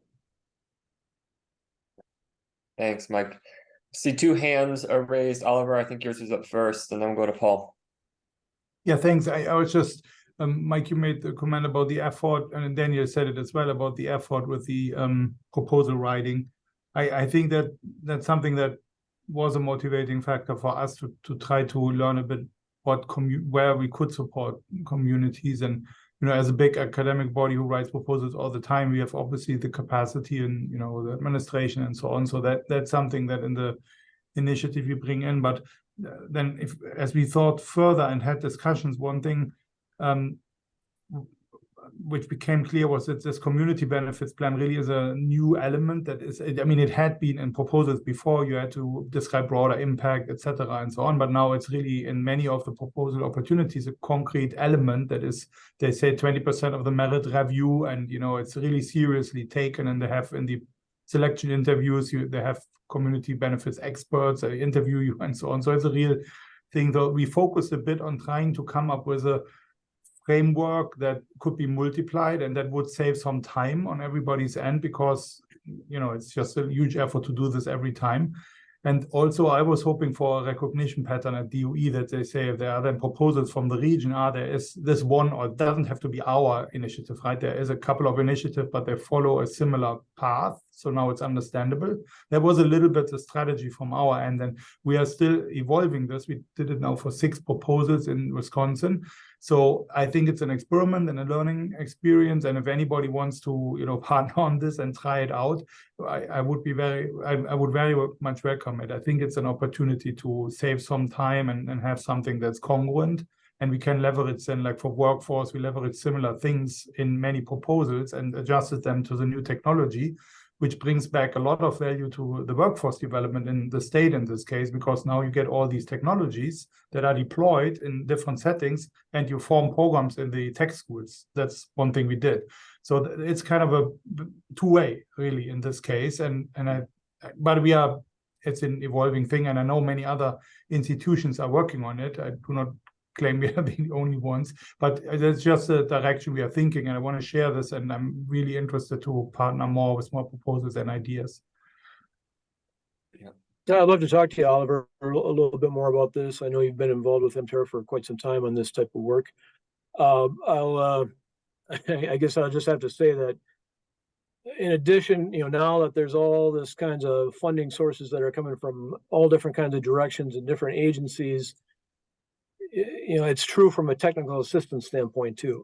So we got the national laboratories, we've got different departments or different offices in the Department of Energy. We've got Treasury, I think, is offering some of that, BIA, all kinds of technical assistance opportunities, and it's just a matter of trying to figure out which one best fits your situation. So, I'm always, I think all of us are always open to getting new perspectives as well. So thank you. Yeah, thank you. Paul, I see your hand is raised.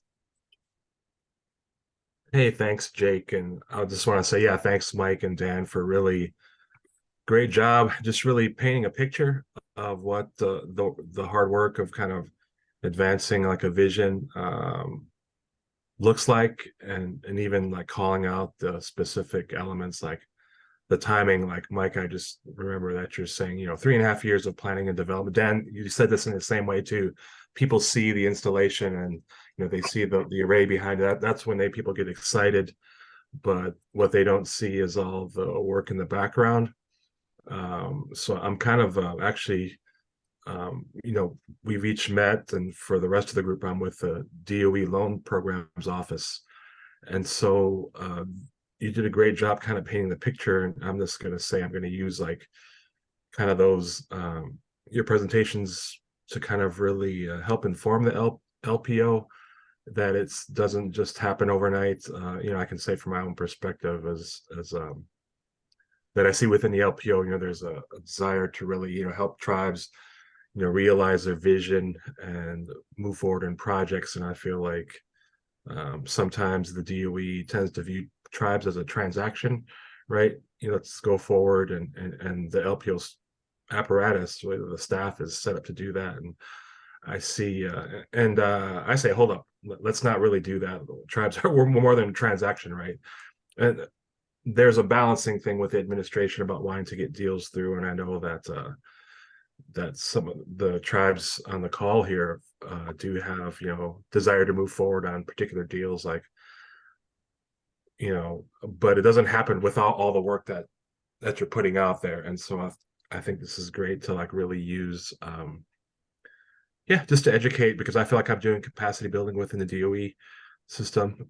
We have brilliant financial minds and technical people, but they're just really the community perspective that you brought is really great. Like I heard resilience come up in both sides. Maybe energy is not always a tip-top priority. I heard partnerships. You got folks like Oliver and other entities within the state and universities that are playing a key role in getting you to places where maybe they can start to think about, okay, microgrids, can we involve LPO at some point down the road? Here's where it gets really interesting, I believe, but it doesn't happen without all that. And I'm just a general comment, just big ups and thanks for that. Just want to make sure I wasn't any other themes that I'm not capturing, because like I said, I'm kind of using that within LPO just to basically try to defend tribal interests, right? To get some deals going, but at the same time, if our apparatus I perceive is a bit cumbersome and it's transactional in nature and doesn't really capture like the resilience themes, right? You're kind of starting on smaller scale solar and doing your health and wellness centers, these critical facilities that are connected to a vision. This is just cutting deals. And just the timing needed, for example, there's a lot of groundwork that goes into it. So I'm just kind of restating those as kind of my takeaways. I just wanted to make sure if there's any other things that you want to advance forth so that can really help the LPO do a better job serving you. I guess something that comes to mind for me is just getting with the tribes early, and trying to develop these programs. I think that's maybe an argument that Daniel and I have against our state program Focus on Energy, that they didn't really help with the planning and develop, or ask us to help with the planning and development of the program. They just pretty much put the program together and say, here. It made it a little more difficult for me, at least, to fit it into the kind of needs that we had here. But we did make it work. I guess the other warning I wanted to bring up here, I just came from a Renew Wisconsin meeting yesterday. That's a state advocacy organization for renewable energy in Wisconsin. They basically made the warning that there is a lot of stuff on the interconnection and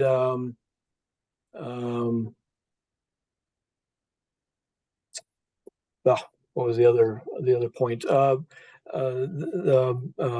net metering rules, as far as the local utilities or the Public Service Commission are, considering these dockets that really affect the kind of interconnection that we can we might be able to achieve, and the net metering we might be able to continue here in the years to come. And the utilities seem to be really trying to figure out how to how to kill net metering and other types of things like this. And it all seems to be coming at the same time as when all this legislation is coming through to do the exact opposite. And so I just a point that came to me is that if they are successful in doing this kind of work, then the effectiveness of the IRA in Wisconsin will essentially not be there. It will come to an end. There won't be anything that we will to really take advantage of, whether it's solar for all or some of these other opportunities, funding opportunities. It just nothing will come to fruition. So I just want to reach out to everybody here on the call to contact their legislators and make sure that metering stays in the state of Wisconsin at least. And Paul, I really appreciate your comments and listening to this conversation. I think like from my perspective, I know one of the big priorities is I think awareness is there for LPO. I think most tribes at this point know you guys are there, know you guys can help. I think, given the goal and the priority being like, we got to get to some deals. The way I see it is historically you're for large projects, and large projects are typically export projects. We have a situation where tribes historically would not be the owners of those large projects, and therefore they were never involved in the interconnection queue. Now, starting in August 2022, they can do that.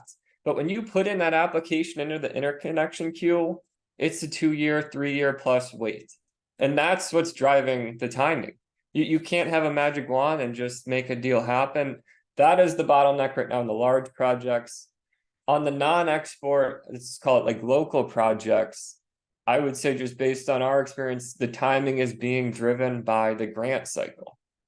And the LPO can be very helpful in helping a tribe feel comfortable with the cost share, but it really is the grant cycle right now that is the kind of cadence of what's going on there. And there's only so much LPO can do to change either of those two worlds, but I think most tribes, the relationship is crucial for when the timing is right, but I think most tribes are just seeing you guys as being in their back pocket for when either they get their interconnection approval or get that grant or need to commit to the cost share.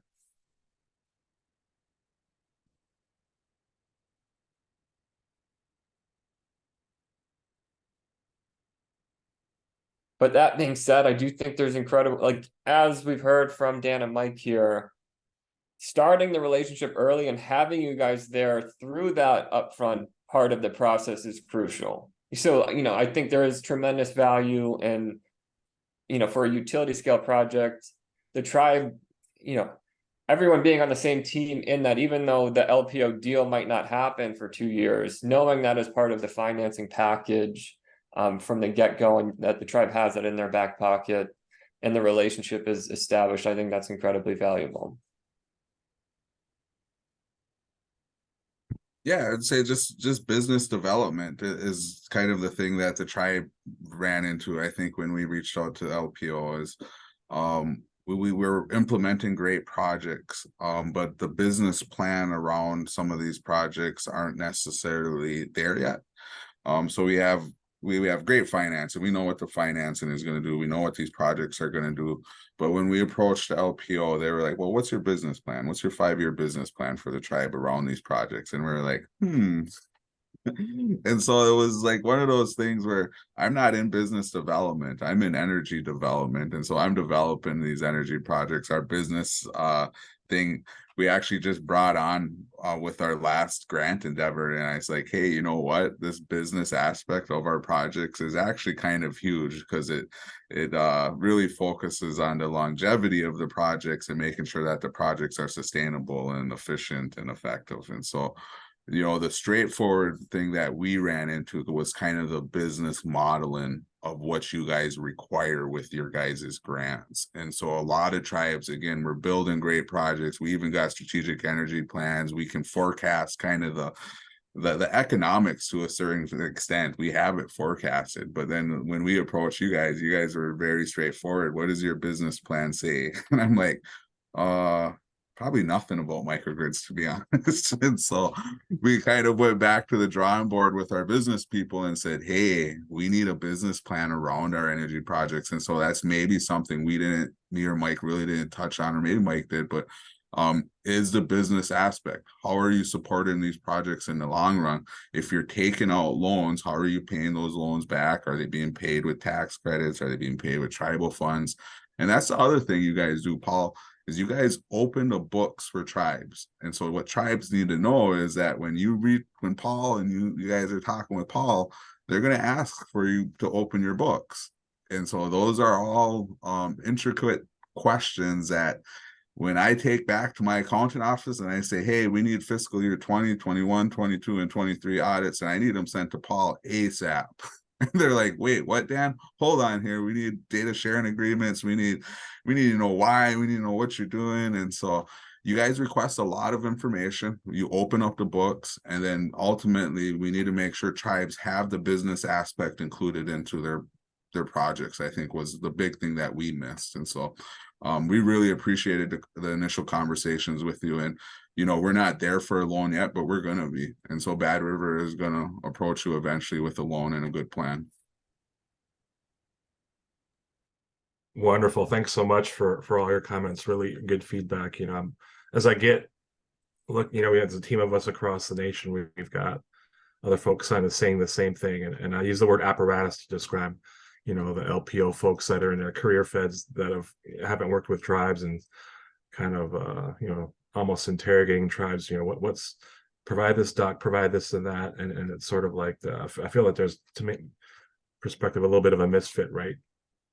And so I feel that there's a lot of good feedback that we're kind of getting, just to even incentivize and point that out in the future. I hope we can really conduct a proper DOE tribal consultation. For example, instead of just the typical photo op type engagements, DOE is accustomed to doing, is what I get, a convening with tribal leaders, article posted, photo, but not really a formal process. Many reasons for that, and I'll just say, got that very much in mind, that they tend to want to view tribes like, the deal that they cut with Tesla or vehicle EV manufacturing, and it's those things can be built, like Dan, you're saying, like connecting energy within a greater vision. That can be kind of generated and filled out. But I think maybe, Mike, you talked about it. Well, at certain times, energy may not be the tip-top priority. This is within the context of community goals. I think climate change is changing that, right? Maybe energies will be rising a little bit up. But just a lot of complexities and to talk about there. But thanks. And just talking about the small and large projects, Jake, and those kind of the real drivers of that. And but we've got so much stuff in play with elective or direct pay that kind of has changed ownership, which is a big positive.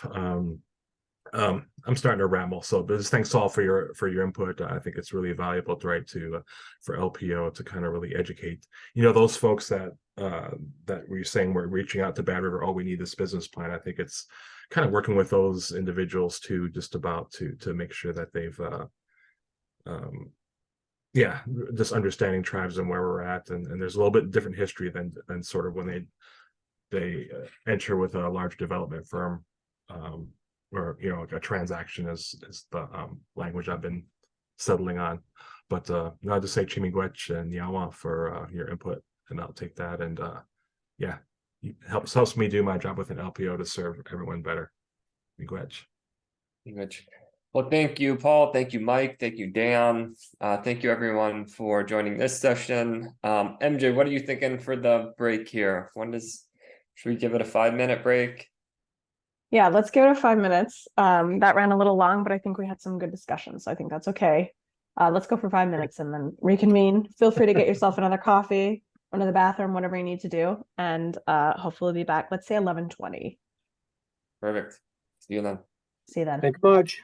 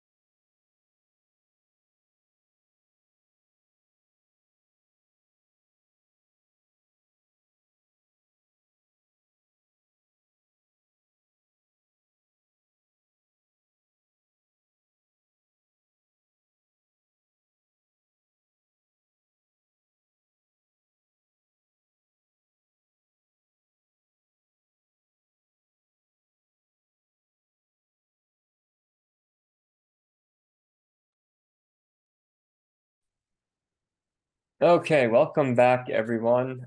So last but not least, today we have Kevin Blaser and Bob Blake to talk more about tribal energy development, more from the organizational lens than kind of the infrastructure lens. So I see Kevin Blaser, you're on, correct? Bob Blake, are you there?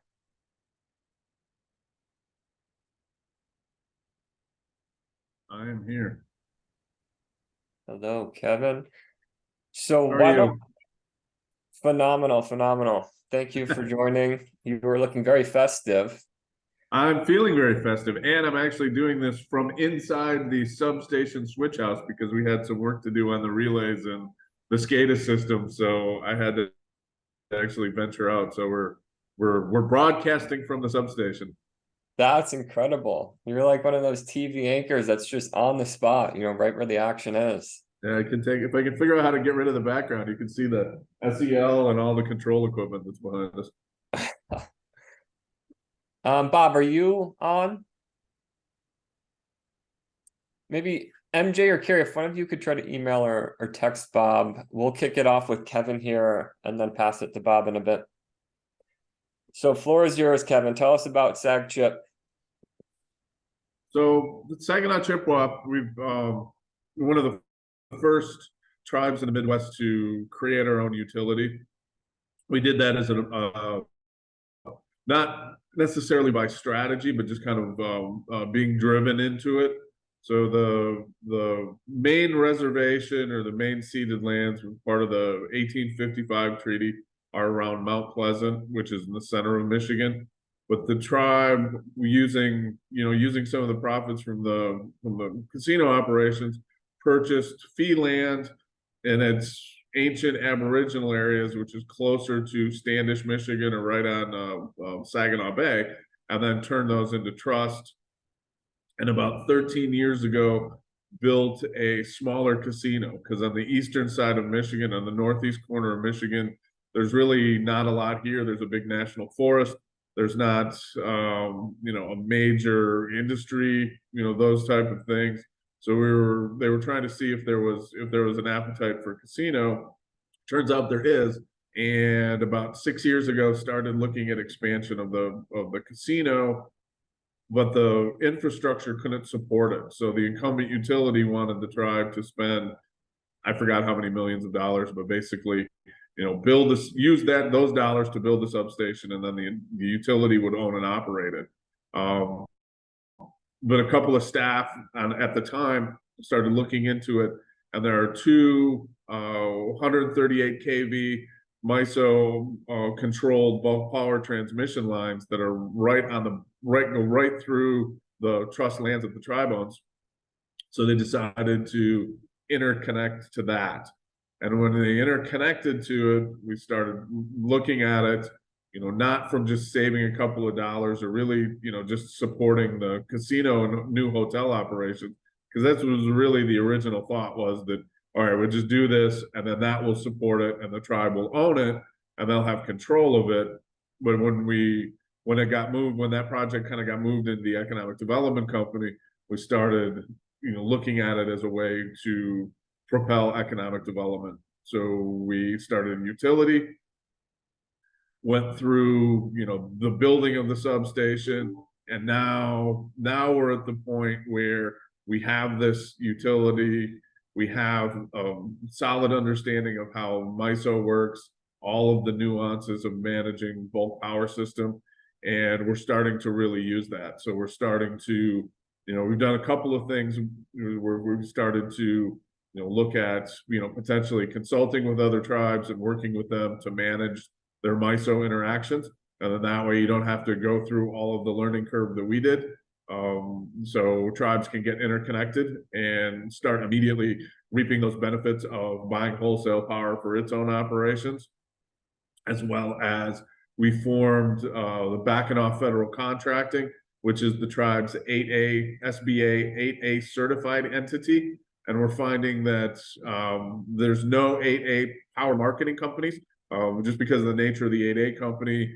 So we are, I believe, the first 8A power marketing company ever created. So we have the ability to sell to you know, in theory, we have the ability to sell to the 3 federal government agencies that are authorized to purchase power, the DOD, the DOE, and the GSA. So we're working on trying to figure out how that system could work. You know, if anybody's done anything with federal contracting, you know how complicated and how difficult it is to, you know, get into these systems. But then once you understand it and you're integrated into them, you've got the ability to do a whole lot of other things. We're also, you know, trying to figure out how to, you know, monetize some of our development experience and work with other developers so we can create almost a package of something another tribe could use. So we could, you know, drop a transformer, put a solar array in, create the generation, put a battery system in there, and then manage all of that for the tribe. So that way tribes don't even need to have a big capital outlay. We can come in with outside capital sources. You know, if they own the assets and are paying the same rate as they are in the tariff utility rate, then but what portion of that difference between the tariff utility rate and where we can source power wholesale for them, that can go essentially to paying the developer and giving them a return.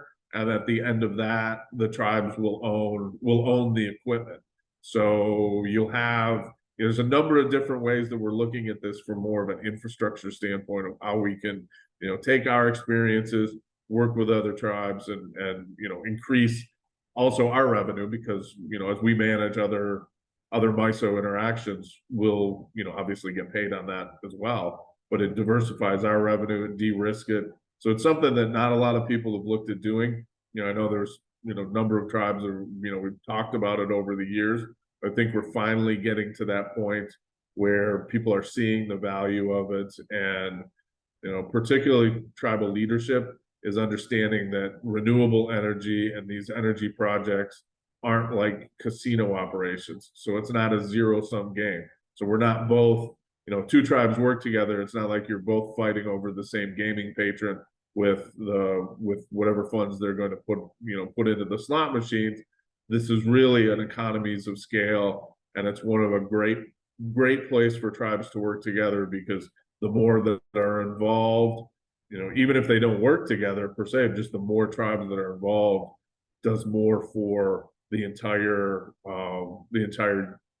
sector. And you're getting independence, you're joining, you know, whether you're joined together or you're just doing this on your own, you're having more control and being able to capture more of those benefits for the tribe.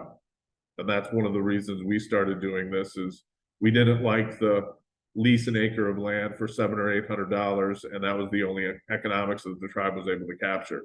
We're looking at this of, you know, how can we capture as much as we can with the risk profile that we have, with the capital that we have, and really put together some partnerships and some ways of making the economics work so that everybody is a very active participant. It's kind of a long-winded introduction.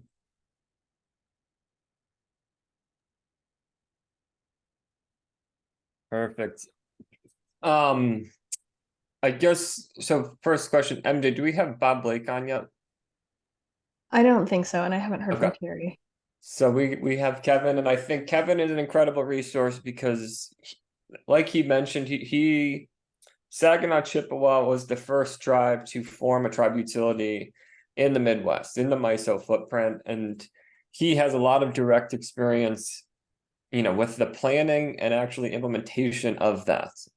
And I guess, you know, with that, Kevin, I would just ask, what were some of the biggest challenges of actually getting the tribe utility up and running?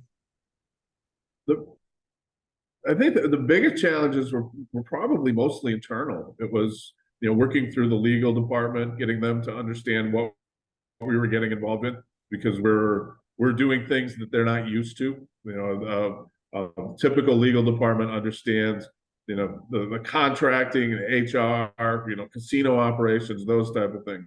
When you start looking at some of the interconnection documents, and we interconnected as a load, so it was relatively easy, but our interconnection document is still, you know, 20, 25 pages. because you're Mhm. spelling out all of these terms and conditions. And when there's things you have to do, there's the whole term of, hey, here's what you have to do as an interconnected customer. Legal's looking at that and saying, how are we going to manage that? How are we going to manage our interconnection to make sure that we're in compliance with the interconnection to the transmission owner? And then how are we going to manage the compliance to MISO? Because MISO has its rules. And the one thing that legal didn't like is the term good utility practice. And that's pretty standard in the utility business, but it's not written down anywhere. You can't point to it and say, this is good utility practice, because it's a wide enough, big enough, open enough concept that you can't, you at that level, you can't really say, all right, do this, do this, do this, because every utility is going to be different. Every substation is going to be different. You're going to need specific things to do based on the architecture and the engineering. So that concept is very broad, and just working with legal staff to understand it. It's like, okay, this means something. Here's kind of what it is. Here's our policies. Here's our, here's our maintenance schedule. Here's our subcontracts with somebody to emergency, because we didn't want to buy 50 bucket trucks and all of the high voltage equipment deal with, because we own the high voltage line coming in from the pole top switch. So we own about 200 feet of 138 kV line that we have to manage and deal with.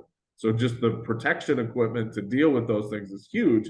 So rather than us buying it, we just get a contract with another utility contractor or electric contractor that has experience in high and medium voltages. So if we ever have a major issue, they're on site in 2 hours. When we do have a high voltage lineman that was experienced in that, so he's managing all of these things. So if something goes wrong, he knows what's going wrong. He'll interact with the kind of the team that comes on site to help us, fix any issues. So just working through a lot of those and getting legal comfortable with binding the tribe to terms and conditions that it's never seen before, and then having to, waive partial waiver of sovereign immunity for purposes of contract enforcement. And I caught the tail end of what Daniel was talking about and dealing with the DOE loan guarantees. DOE comes in and looks at that as part of a MISO participant. You have to every year submit audited financials, and there's a small window to submit those. Otherwise, you're not in compliance with MISO. So the accounting work on that, and then if you have generation and you're selling it into the wholesale level, there's, the accounting team has to understand how to collect the information, collate it, so you can do EPC type reporting. So that's the energy production compliance reports that you have to file with MISO and do all of those things. So there's a bit of overhead that you have to get these systems in place and get the other tribal departments to really understand it. And I think that was probably, it wasn't really a terrible hurdle, because they're doing their job and everybody wants to, see this go through. But it is some work, and you kind of have to have an idea of what you're doing in order to make sure you're effectively doing these things and not blowing yourself up. Because the last thing you want to do, because once you disconnect from an incumbent utility, or once you start wholesale operations, you cannot have the retail stuff interconnected. So there's really no safety net. So if you do something that MISO calls the transmission owner to say disconnect this system, disconnect their portion of the system because they're endangering the rest of it, the casino goes dark, none of the buildings have power. That's probably in many cases a career limiting event, and you really want to make sure that if you're dealing with this, that you don't do that, because you don't understand what you're doing. So those are kind of the bigger hurdles, and that's why we started to say, hey, we know this enough. We now have enough expertise that we can help another tribe get there, because if another tribe had to spend 6-7 years learning all of this or more, it's going to take forever to get 576 tribes all interconnected to the bulk power system and really taking advantage. And we're saving hundreds of thousands of dollars a year on a relatively small casino and hotel operation. And the hotel's 148 keys. we've got probably 1,200 slots total in the casino. So it's relatively small compared to other operations, but we're saving, you know, in some cases 30–40% net, and then we're adding some to, you know, move some money around, but just to the tribal entity as a whole, we're probably saving 40%. But then when you take the energy desk, that's just an internal charge to manage all of these things, and we pull it back. So the casino is probably seeing a 20–25% reduction in energy costs or electricity costs, but the tribe as a whole is seeing 40% because some of those dollars get shuffled from into our operations, so we can fund the maintenance and the all of those type of things.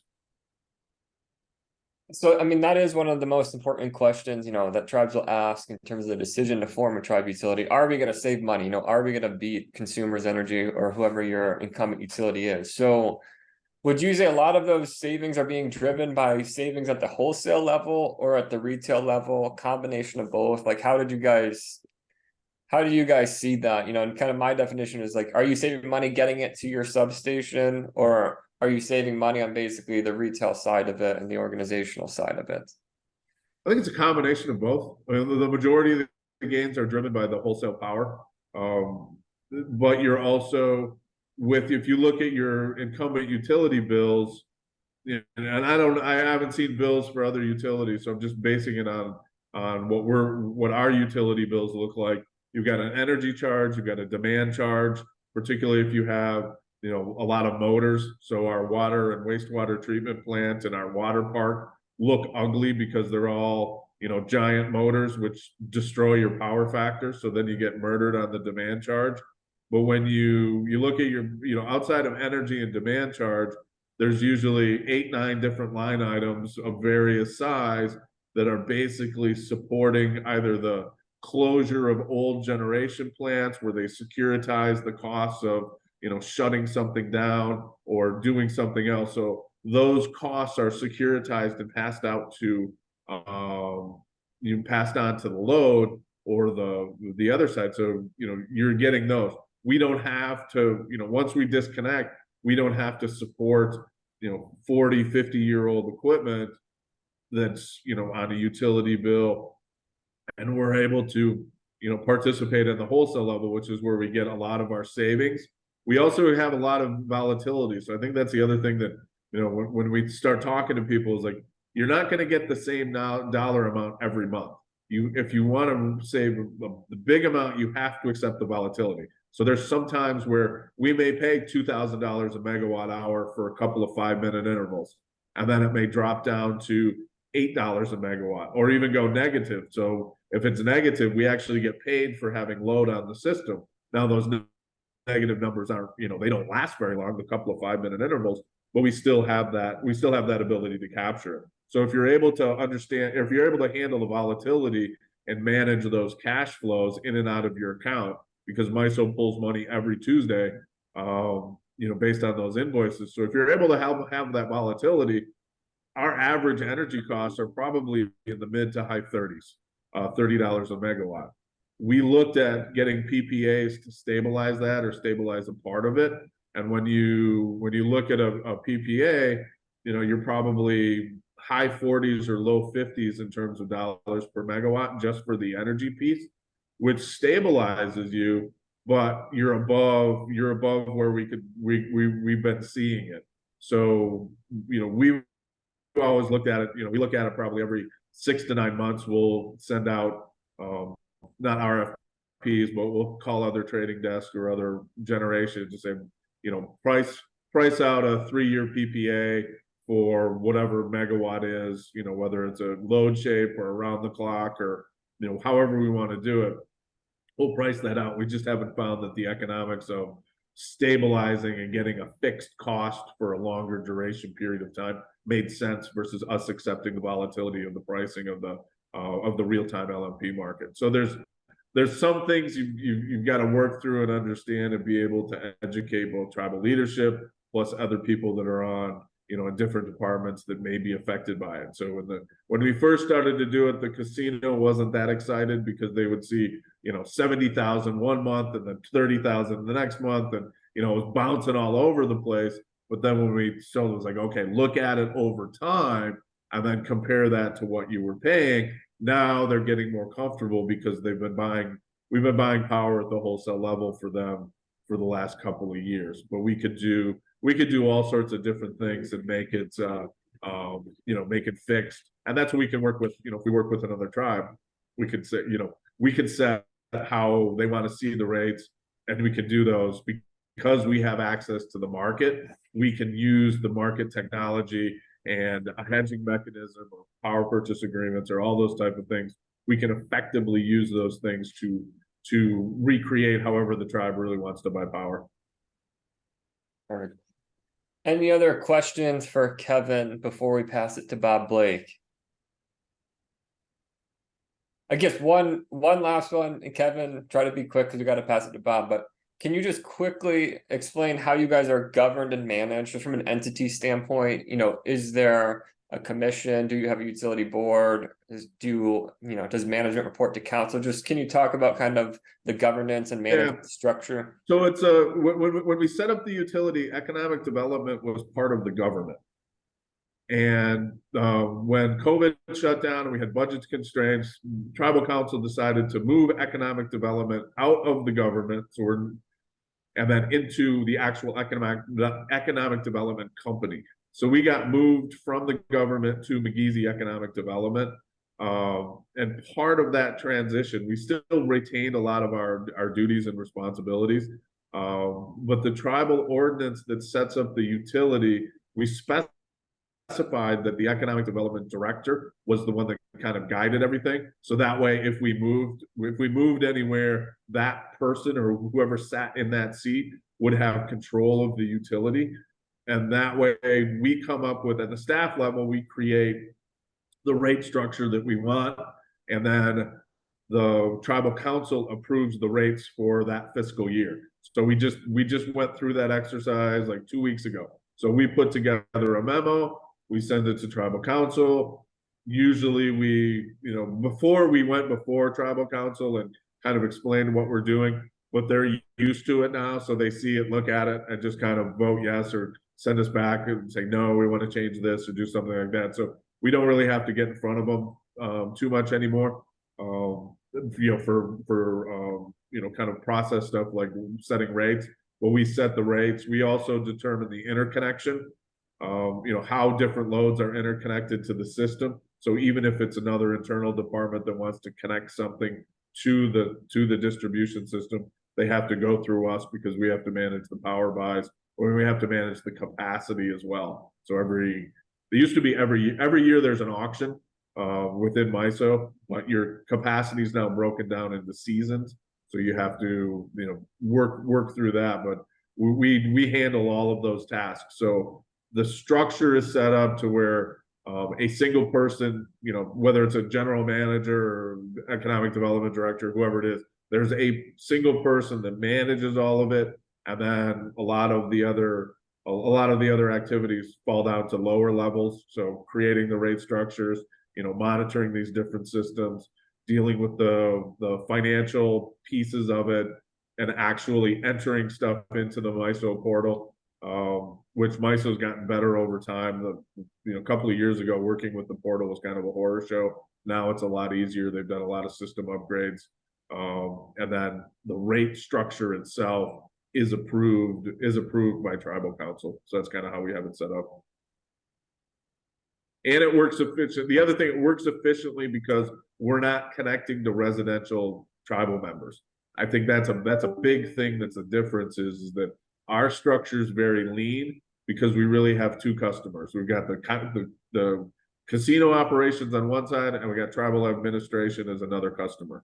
And so we only interconnect to 7 buildings in the Saginaw properties or Saginaw communities.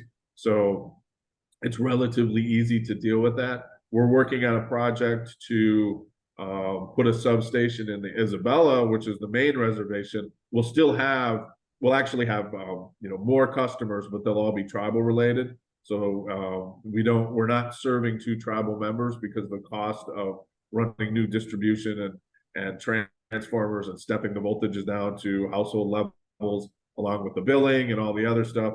It just doesn't make sense. We cannot compete at that level versus a utility, but we can compete on the bigger loads, and that's what we're focusing on, doing that. So it makes it a little bit easier to run a utility when you don't have 10,000 customers that are connected. You have 2 customers, and you're managing, say less than 50 meters. It's really, really easy to do it that way. And that's where the tribe gets the most cost savings, because those are the biggest loads. Perfect. Well, thank you very much, Kevin. Any other last minute questions for Kevin before I pass it to Bob? Okay. Thanks, Kevin. Wait, sorry, I do. Oh, Sarah. Sorry. I was just wondering, Kevin, when there's that big rooftop solar that's coming forth, do you think that you'll integrate that with your utility company once it happens? Or No, I mean, probably because not. MTERA might be might be applying for that, right? Yeah, probably not, for the simple reason that the community solar has to be on rooftop of residential, and you can create a community solar, but it has to be connected. The way I read it has to be connected to the residential. I've talked to, I have a number of conversations. Just having a community solar and saying you're selling that wholesale and then you're giving it to the tribal members and the tribal members are getting that benefit is probably not going to fly. So, tribal members, like the tribal members that have houses that are connected to the incumbent utility, yeah, they can participate all they want. And it's probably more of a function for our housing department than it is for our tribal utility. Now we're going to be participating in all the USDA tribal and rural utility things we've got. We've got a couple of grants in the U.S. Department of Transportation for solar storage and medium to heavy truck charging stations. We got one in for the charging corridor as well, because we worked with a company that has mobile solar production systems that could work as well. And we started working with Native Son. It's Bob's group. They got awarded a charging corridor grant that goes from like Red Lake West to Sage. So that grant came in. We helped them a little bit, which is huge. I mean, putting a stake in the ground and just having a tribe or a tribal entity, starting this thing, getting that section between Red Lake and Standing Rock is a great place to start, because then we can extend it east, come back through where we're at, tie that all in, or extend it west. And now we've got a tribal charging corridor that kind of links some of these, and we can do a lot. Once tribes start participating in this, you can bolt on and participate where you want, but it opens a ton of doors. And that's a really good example of the collaboration where it helps. We do certain things really well, and there's some things that we either don't have the capacity or don't have the funding, or it's just not economically viable enough for us to really pay a lot of attention to it, because the energy space is so huge that you can get distracted easily. So that's why I love to put these partnerships together where we can come in, do a small piece of it.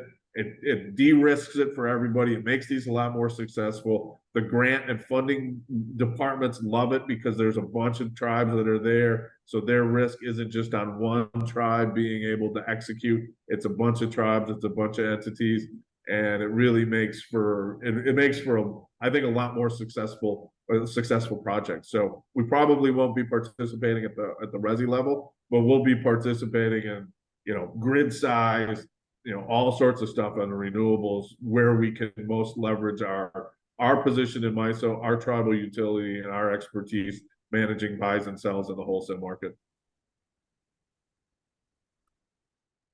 Miigwech. Bob, thank you for joining. Let's pass the mic to you to talk about Red Lake Nation and all the initiatives you have going on. Thanks for joining. Thanks, Jake. Appreciate that. I'm a big fan of Kevin. I can listen to Kevin all day, everyone. No, but seriously, Miigwech Kevin, you're the best, man. But yeah, so as Kevin was talking about, we have a Department of Energy grant, and that's connecting the intertribal electric vehicle charging network from Red Lake Nation to Standing Rock, back to the Twin Cities, all the tribes in between, White Earth, Cheyenne River, coming back up towards Wisconsin, Ho Chunk, Oneida Nation, and back down there into Michigan, where Kevin's at. And so we got funded to extend that. And then we also have another proposal out to extend it out to the northwest, going out towards Rocky Boy, Montana. So each one of these tribal nations will get 2 to 3 charging stations. They're yours to take, and you will put them. Each tribal nation will be able to put those chargers in where they feel best fits their needs, whether it be a casino, grocery store, job training center, whatever you have, and of course they will be run by the tribe, and you will own them. The tribe will own them, and the idea here is, when we first started this grant was to, a long time ago, our people used to have these old trading routes, and we used to talk about bringing good medicine into our communities. And, if something was working in one community, we would help the other community by saying, hey, this is working for us, maybe it'll work for you. And I kind of feel like when we started this, I wanted to redo that again, to try and open up those old trading routes. And hopefully we could have that opportunity where we could share our knowledge, just like we're doing here at MTERA, with all the tribes in our renewable energy projects. So that's the Intertribal Electric Vehicle Charging Network. And please feel free to reach out to me. And if we haven't contacted you yet, please get a hold of me, because we're gonna get in contact with you. So thank you. Appreciate all that. And then for Red Lake Nation, we are creating we created a tribal energy development organization, and I that was done by our legal counsel, and that is kind of like the umbrella, so to speak. And then we are creating we put together a virtual power purchase agreement with the Minnesota Department of Transportation, MnDOT. MnDOT will be 15 megawatts of renewable energy from the Red Lake Nation. This is the first that I know of VPPA in the country between a tribal nation and a state agency. And then the other piece of this will be a community solar project. So it's a 20 megawatt solar project that we will start in the springtime. 5 megawatts will then go to the community. So we're right on the border of Minn Kota and MISO. So we're going to be working through Minn Kota on this particular project. But like Kevin said, there's there's all these hiccups with MISO. But we do have another project that is going to be a bigger project that we're working on, under the Great Northern Transmission Line, and so that will be with MISO. Currently, right now, we've got 4 solar projects on top of tribal buildings in the community. Like I said, we are working with Baker Tilly right now, creating the virtual power utility, and so that's what we're doing there. We do have we'll have about I want to say 16 electric vehicle charging stations around the community, scattered throughout Red Lake, Red Bee, Little Rock, and Panema. We'll all have charging stations. We've got buses, Ford Lightnings, Teslas, about 11 or 12 of those on order for different tribal programs. And let's see here. The last thing I wanted to just real quickly mention too was the Tribal Energy Advisory Board. We got that passed this last legislative session. Took us 5 years to get that done. That was a lot of work, but we did get the Tribal Energy Advisory Board passed through with the help of the Department of Commerce here in the state of Minnesota. We have one full-time state employee that will be doing that work, working with the tribes here in the state of Minnesota. And so currently working with Jackie Dion, who is with Commerce right now, to lay out more of the framework of exactly what's going to be happening there. And so really excited about that, and hopefully that could be a model for other states to follow. So those are kind of all the things that currently what's going on right now. A lot more other things with workforce development, a K-12 education program that we've been working with the immersion school in Red Lake on, and so just trying to prepare for a lot of for the future, as far as workforce and climate change and all those other situations. So is there and sorry I was late, everyone. I was actually dealing with the interconnection situation. We just installed a 30 kilowatt project on top of McGeezy in Minneapolis on Lake Street, and it was one of the buildings that was damaged during the civil unrest during George Floyd, and so and this program serves inner city youth and Native American youth, and part of it's around green careers. So I had to make sure that we're getting our interconnection done with Xcel Energy. And I think Kevin was talking about the interconnection issues that you have when you develop these projects. Man, they could, there's sometimes problems with them. And then green cost share, I had to get that done too today with the city of Minneapolis. So fortunately, I got all that done. And sorry I was late, everyone. That's what I was doing. No worries. It's an informal gathering here to share information, so no worries. And it sounds like you had some important stuff. Thanks, Bob, for your presentation. Any questions for Bob? If I could too, Jake, too, we're working on the Net Zero project down in Prairie Island. It's a $46 million project with the state of Minnesota, and we've got the community. We've got working with the community. We're went through the safety classes the last couple of days, and next week we should start building the solar project out there, and that's a 20 megawatt project. So really excited. The community members down there at Prairie Island are pretty excited. We have these different tracks that community members can be a part of. We did roundtables, discussions. We brought in experts, so the community can ask those questions, and so that was really exciting. So I just want to share that too. So that project should be done in November, late November, but we'll have all that done. But Wow. Please, everyone, reach out to Prairie Island, Andrea Zimmerman. When it does get done, they're going to share everything that's working down there and how it's working, and really excited for that project and just for Solar Bear to be a part of it. That's incredible. So, I mean, that's 220 megawatt projects that you just mentioned.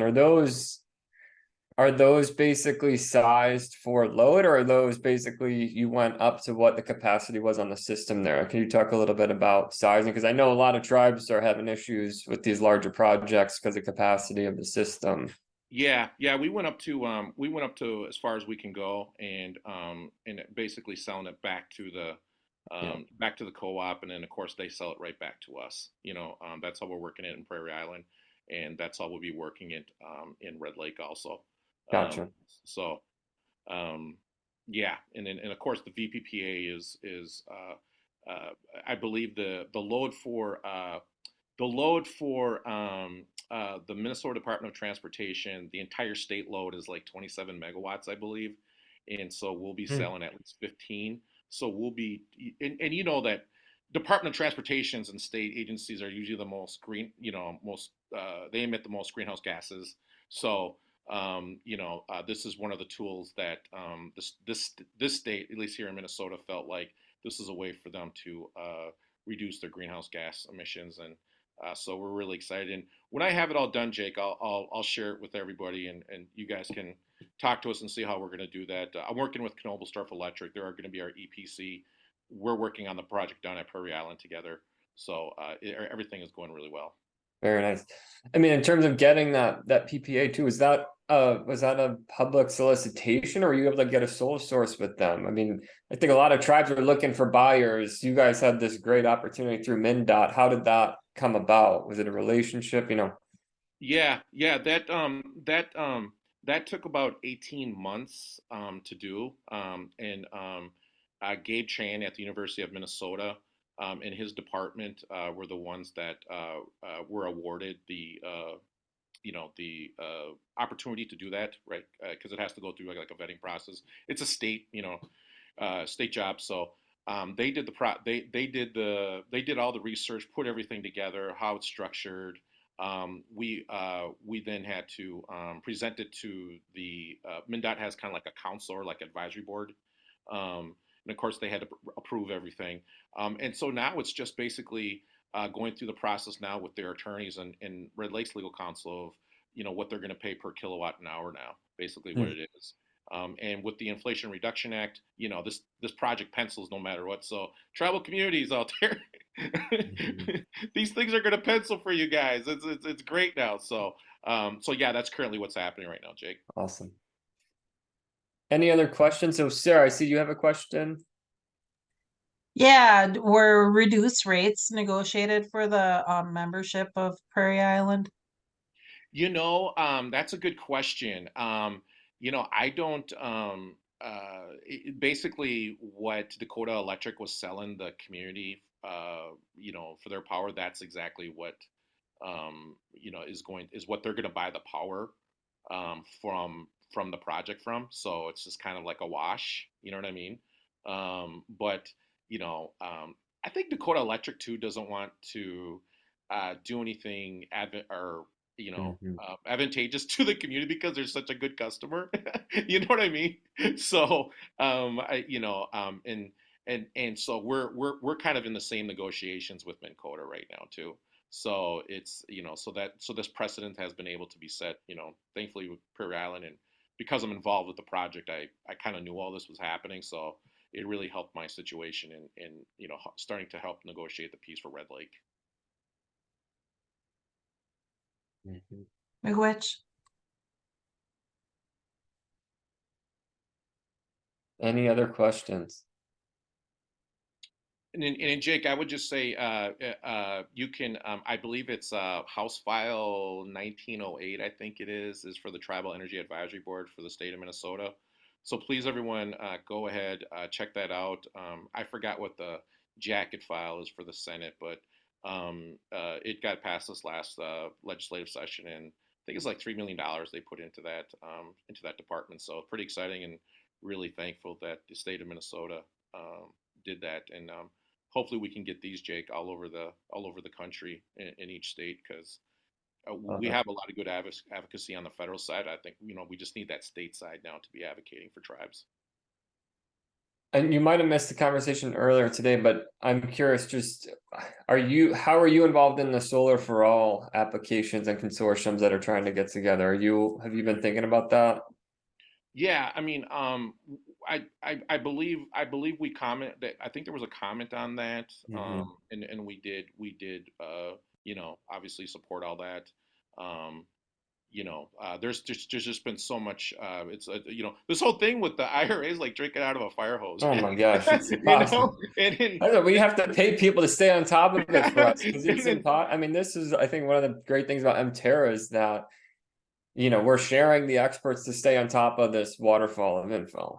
I mean, no, you guys are great, and we passed 100% clean energy here in the state of Minnesota. We also got the Climate Finance Authority passed, so we're going to have the Green Bank.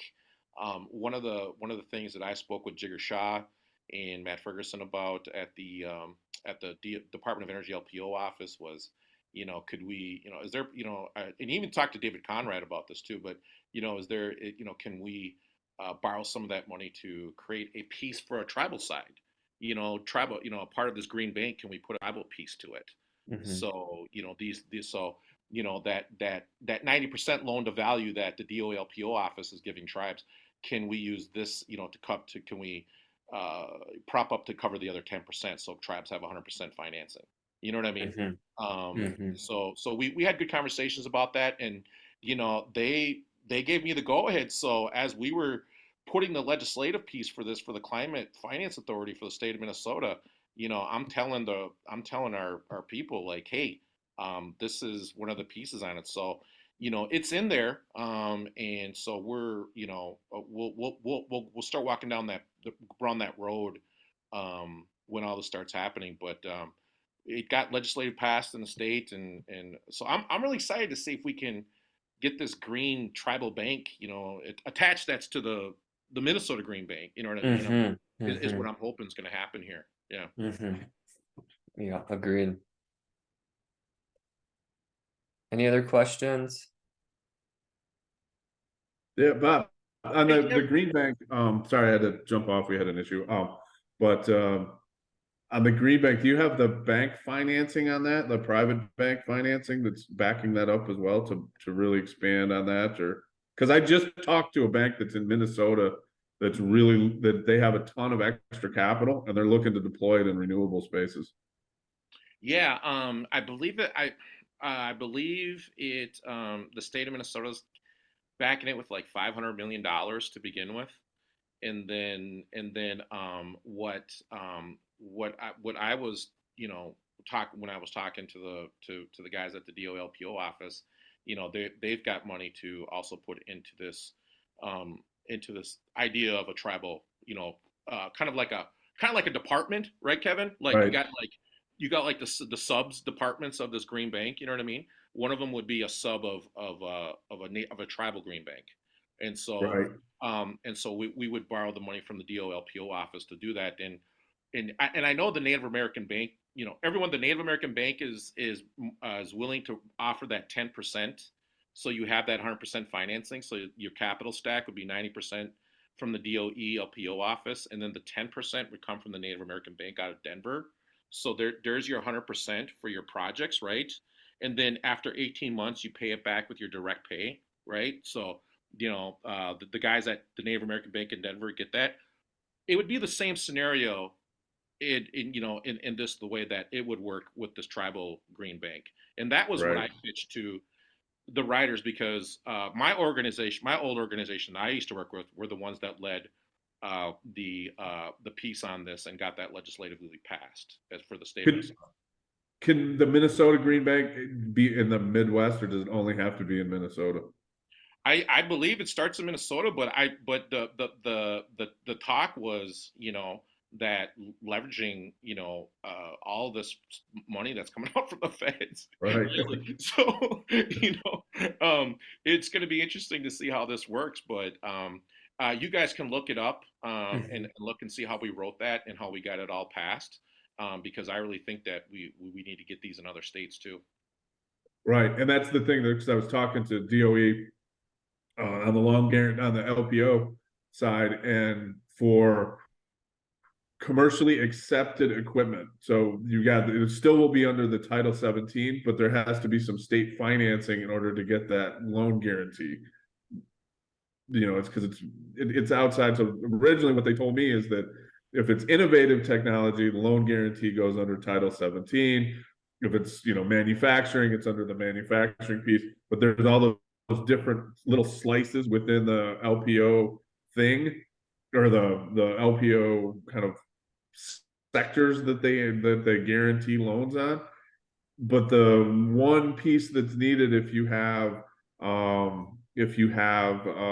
commercially accepted or not new systems, so solar plus a Tesla battery falls under a little bit different piece, but you need to get the state financing, the state renewable financing agency involved in that as well. And if Minnesota has a green bank that is accessible to other states, that's going to make it a lot easier. Then we don't have to work with other states to create ours just for this state. We can just go to Minnesota and say, all right, we're putting this in for this and DOE, and then that's one point of contact for everybody rather than 50 different points of contact. It may be more efficient since Minnesota has first mover advantage, to just run everything through them.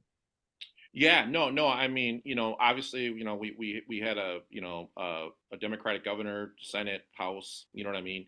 That we got all this stuff passed. So we all moved on it. We knew we had to move on this. We know that we're gonna probably never have another opening like this again. So Right. we pushed this through, and we got it done. And so it's going to be interesting to see how all this kind of plays out. I think in a couple of hours here, I know Pilar Thomas sent out a advisor around Treasury. They're going to do some more guidance on what's going to be a part of the capital stack from these direct pay models. The low Yeah. income tax credit. They released the guidance on that.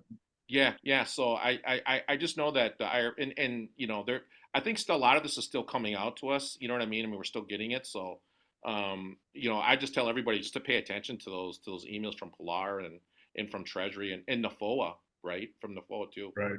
Yep. I think there's a hand up right there. Is that right, Jake? What's that? Oh, there's a hand up. Well, Paul's Yeah, got his hand. Paul from the LPO.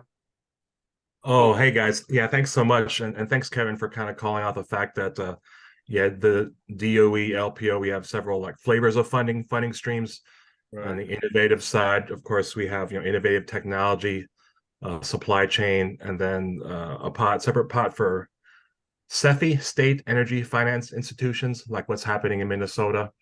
And so if yeah, just say that those besides the tribal energy loan guarantee or tribal direct loans, which, as you called out, don't have an innovation requirement, can just use standard solar solutions, photovoltaic. But we have, these other flavors, and I know, yeah, it's no problem to speak for Matt and Jigger, like Bob, your conversations with them, and everyone, there's a lot of focus on trying to, move tribal deals through whichever route is most expedient. And I just sense here just a lot of opportunity. Let me just briefly say, what a time to be alive in that you have Kevin inside the substation and Bob just coming direct off an interconnection issue, under MTERA. It's just a unique situation that I just sense that within this region, there's kind of the right players and experience to really help kind of partner, like with Matt and Jigger, which really they kind of do, I'm going to say kind of the grandmasters of the deal type of thing that really can help move these forward. So I look forward to kind of continuing conversations. I think Kevin, we've got something upcoming to connect and look forward to being based in Michigan and your involvement with SAG Chips. But yeah, just wanted to throw that plug in, and thanks guys for really kind of creating the context right for some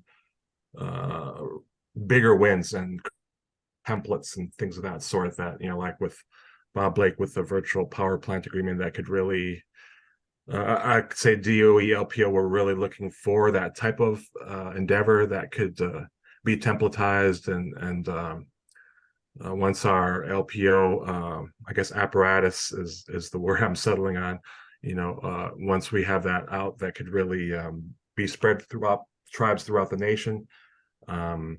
So just appreciate all your efforts, but I'll check there. Yeah, Paul, and if you want to kick me an email, I'll get you a copy of that VPPA so you can start getting your head wrapped around it. There's a lot to read. Appreciate it. We'll do that. Thank you. Gabe Chan did a hell of a job in writing that thing up, everyone. Can you send it to me as well? Yeah, Kevin. Yeah, I'll get you guys. I could Perfect. send it out to you, Jake. I get it out to you. You could distribute it. Go ahead. There's a lot there to get your head. But the piece that I'm excited about this is that all of you is that you can take this and this framework, and you can use it for, I don't know, Microsoft maybe. There's other organizations, not just State Department agencies, that could use this. We're going to use this framework for our possible project partner with Hewlett Packard. So you know what I mean. This could be a framework for it. Who knows? It would be all up to you guys on how you want to work it. You know what I mean? Right, and that's why, because I plan on using it for 8A for Saginaw. That we can sell power to large companies as an 8A, since they have typically big companies have federal contracting. They have requirements where they need to buy from small businesses, and buying power that they're already going to buy from an 8A checks off a ton of boxes. And that's, why we're starting to look more of the VPPA and New and Pie out west. They've got some of those. So there's nascent ideas that are there. We're trying to just hoover up everything and figure out how we can use our position in the wholesale space and as an 8A contractor to Kevin, Kevin, I would highly suggest, talk to Pilar Thomas to do your taxes. You guys want to get your taxes right there, right? And then, and then talk to Mark Reedy out of Washington, D.C. to do your contracting. Because it's it's like I explained to our tribe, we don't want to bring a knife to a gunfight, so to speak. We want to. These are complex agreements that are out 30 years. You know what I mean? So, you want to get the best on this, and who better than to get a K Street lawyer to do it, right? So, so Mark Reedy, is the guy out of Washington, and then Pilar Thomas doing the taxes, and they know each other, so you know what I mean? Yeah, everybody knows each other. Yeah. To just to piggyback a little bit on Paul's comments is that, if you got a project you're looking at, engage DOE early.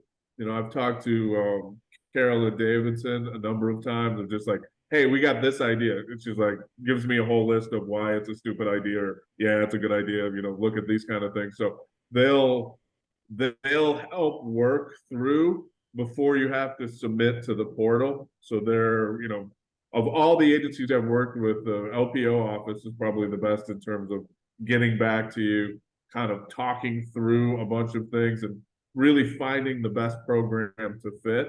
And that's really helpful when you're planning these things, because particularly in the last 6 months, we've adjusted plans to try to meet a grant. So we've adjusted things to make it pretty. So we'd be the prettiest girl at the prom to try to win some of these competitive grants.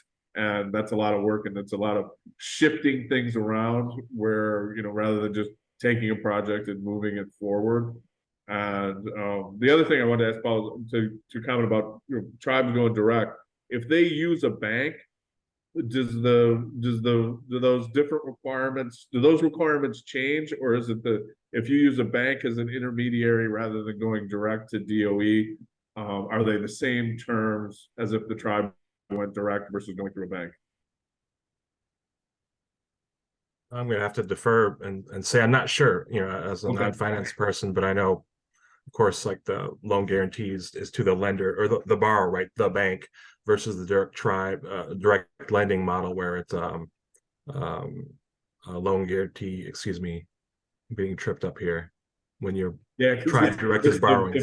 If the bank puts in a loan guarantee on behalf of its borrower, technically it's the bank, so I don't think they get the same tribal stuff as a tribe going direct to DOE. But I forgot to ask that question the last time. Right, because then the borrower, being a bank, has a loan guarantee to 90%, but then the tribe is then you're paying back, right? With direct pay or elective pay in the mix as well. So you already kind of exceeded my financial capabilities there, I'll say. But it's confusing when you get to that level of nuance. But I was just curious, just because I had this conversation like last Thursday. Yeah, and then Kevin, remember too, there's no strings attached to that direct pay. You know what I'm saying? So, the tribe gets it back. I mean, it's on the discretion of the tribe to do what they want to do with it. And in our case, you have the VPPA that services the debt, right? And so, I'm just, want to point that out to people that there are no strings attached to this, right, Paul? I mean, so people understand that the tribe has their discretion to take half of it, pay down the debt, take the other half, pay off their credit card. I don't know. I mean, I'm just simply saying that, that's there. And the next thing I want to say to everybody too, this will never ever happen again. This will never probably ever happen again. And I know that that's a big statement right now, but I want everybody to know that, please, tribes, get on your horse on this one. This is you've got to get these projects done. And because what I'm afraid of, Paul, is you're going to get some of these congressmen or whatever sitting here saying, look, we gave all this money to the tribes and they didn't use it. And so please, questions for, I think, all of us, Kevin, Paul, Jake, I mean, to all of you tribes out there are listening to us, man, we're open book for you guys. We only want success for all of you, Yes, agreed. Yeah, well said, and thanks for clarifying that, Bob. I think the only thing I would say for certain, to kind of address Kevin's question in either case, what we do through the LPO process once we get to due diligence, that's where we engage kind of the independent, financial modeling and project management. If there's innovation, then we have all flavors of technical expertise to look at it from all angles, because LPO, we're solicited. We have many large Jiggers has like a $500 billion pipeline of projects in the LPO office as a whole, covering all spectrum, and so all that is kind of mapped out in full gory detail via pro formas up 30 years, looking out there in the future. And so in either case, direct pay obviously being like a huge benefit, really a game changer for tribal ownership, right? And we have that sort of expertise. And thanks for the pitch, Kevin. Engage us early. Happy to talk shop in Turkey and to see where you're at, but I'll check there. Awesome. Well, thank you to all of our presenters. Thank you to the audience. MJ, I don't know if you want to close it out for today. I do see one question from Meg about posting the recordings from today. MJ, I believe we'll be able to get those up on the website and emailed out, correct? Yep. Perfect. Any closing thoughts from you, MJ? There I am. No, I think that was really good. Thanks for asking, Meg. Yes, those will be recorded and posted. We will get them available on the website, and then I think we'll be able to pull everybody who attended and email that out as well, at least just a link so you guys can go and see it at your convenience. Thanks again for the great discussion. I think we had a lot of really good information, and I don't think I have anything else to add. So thanks, everybody. Thank you all. All right, I'll see you all next time. Bye-bye. Thank you all. Chimmy glitch.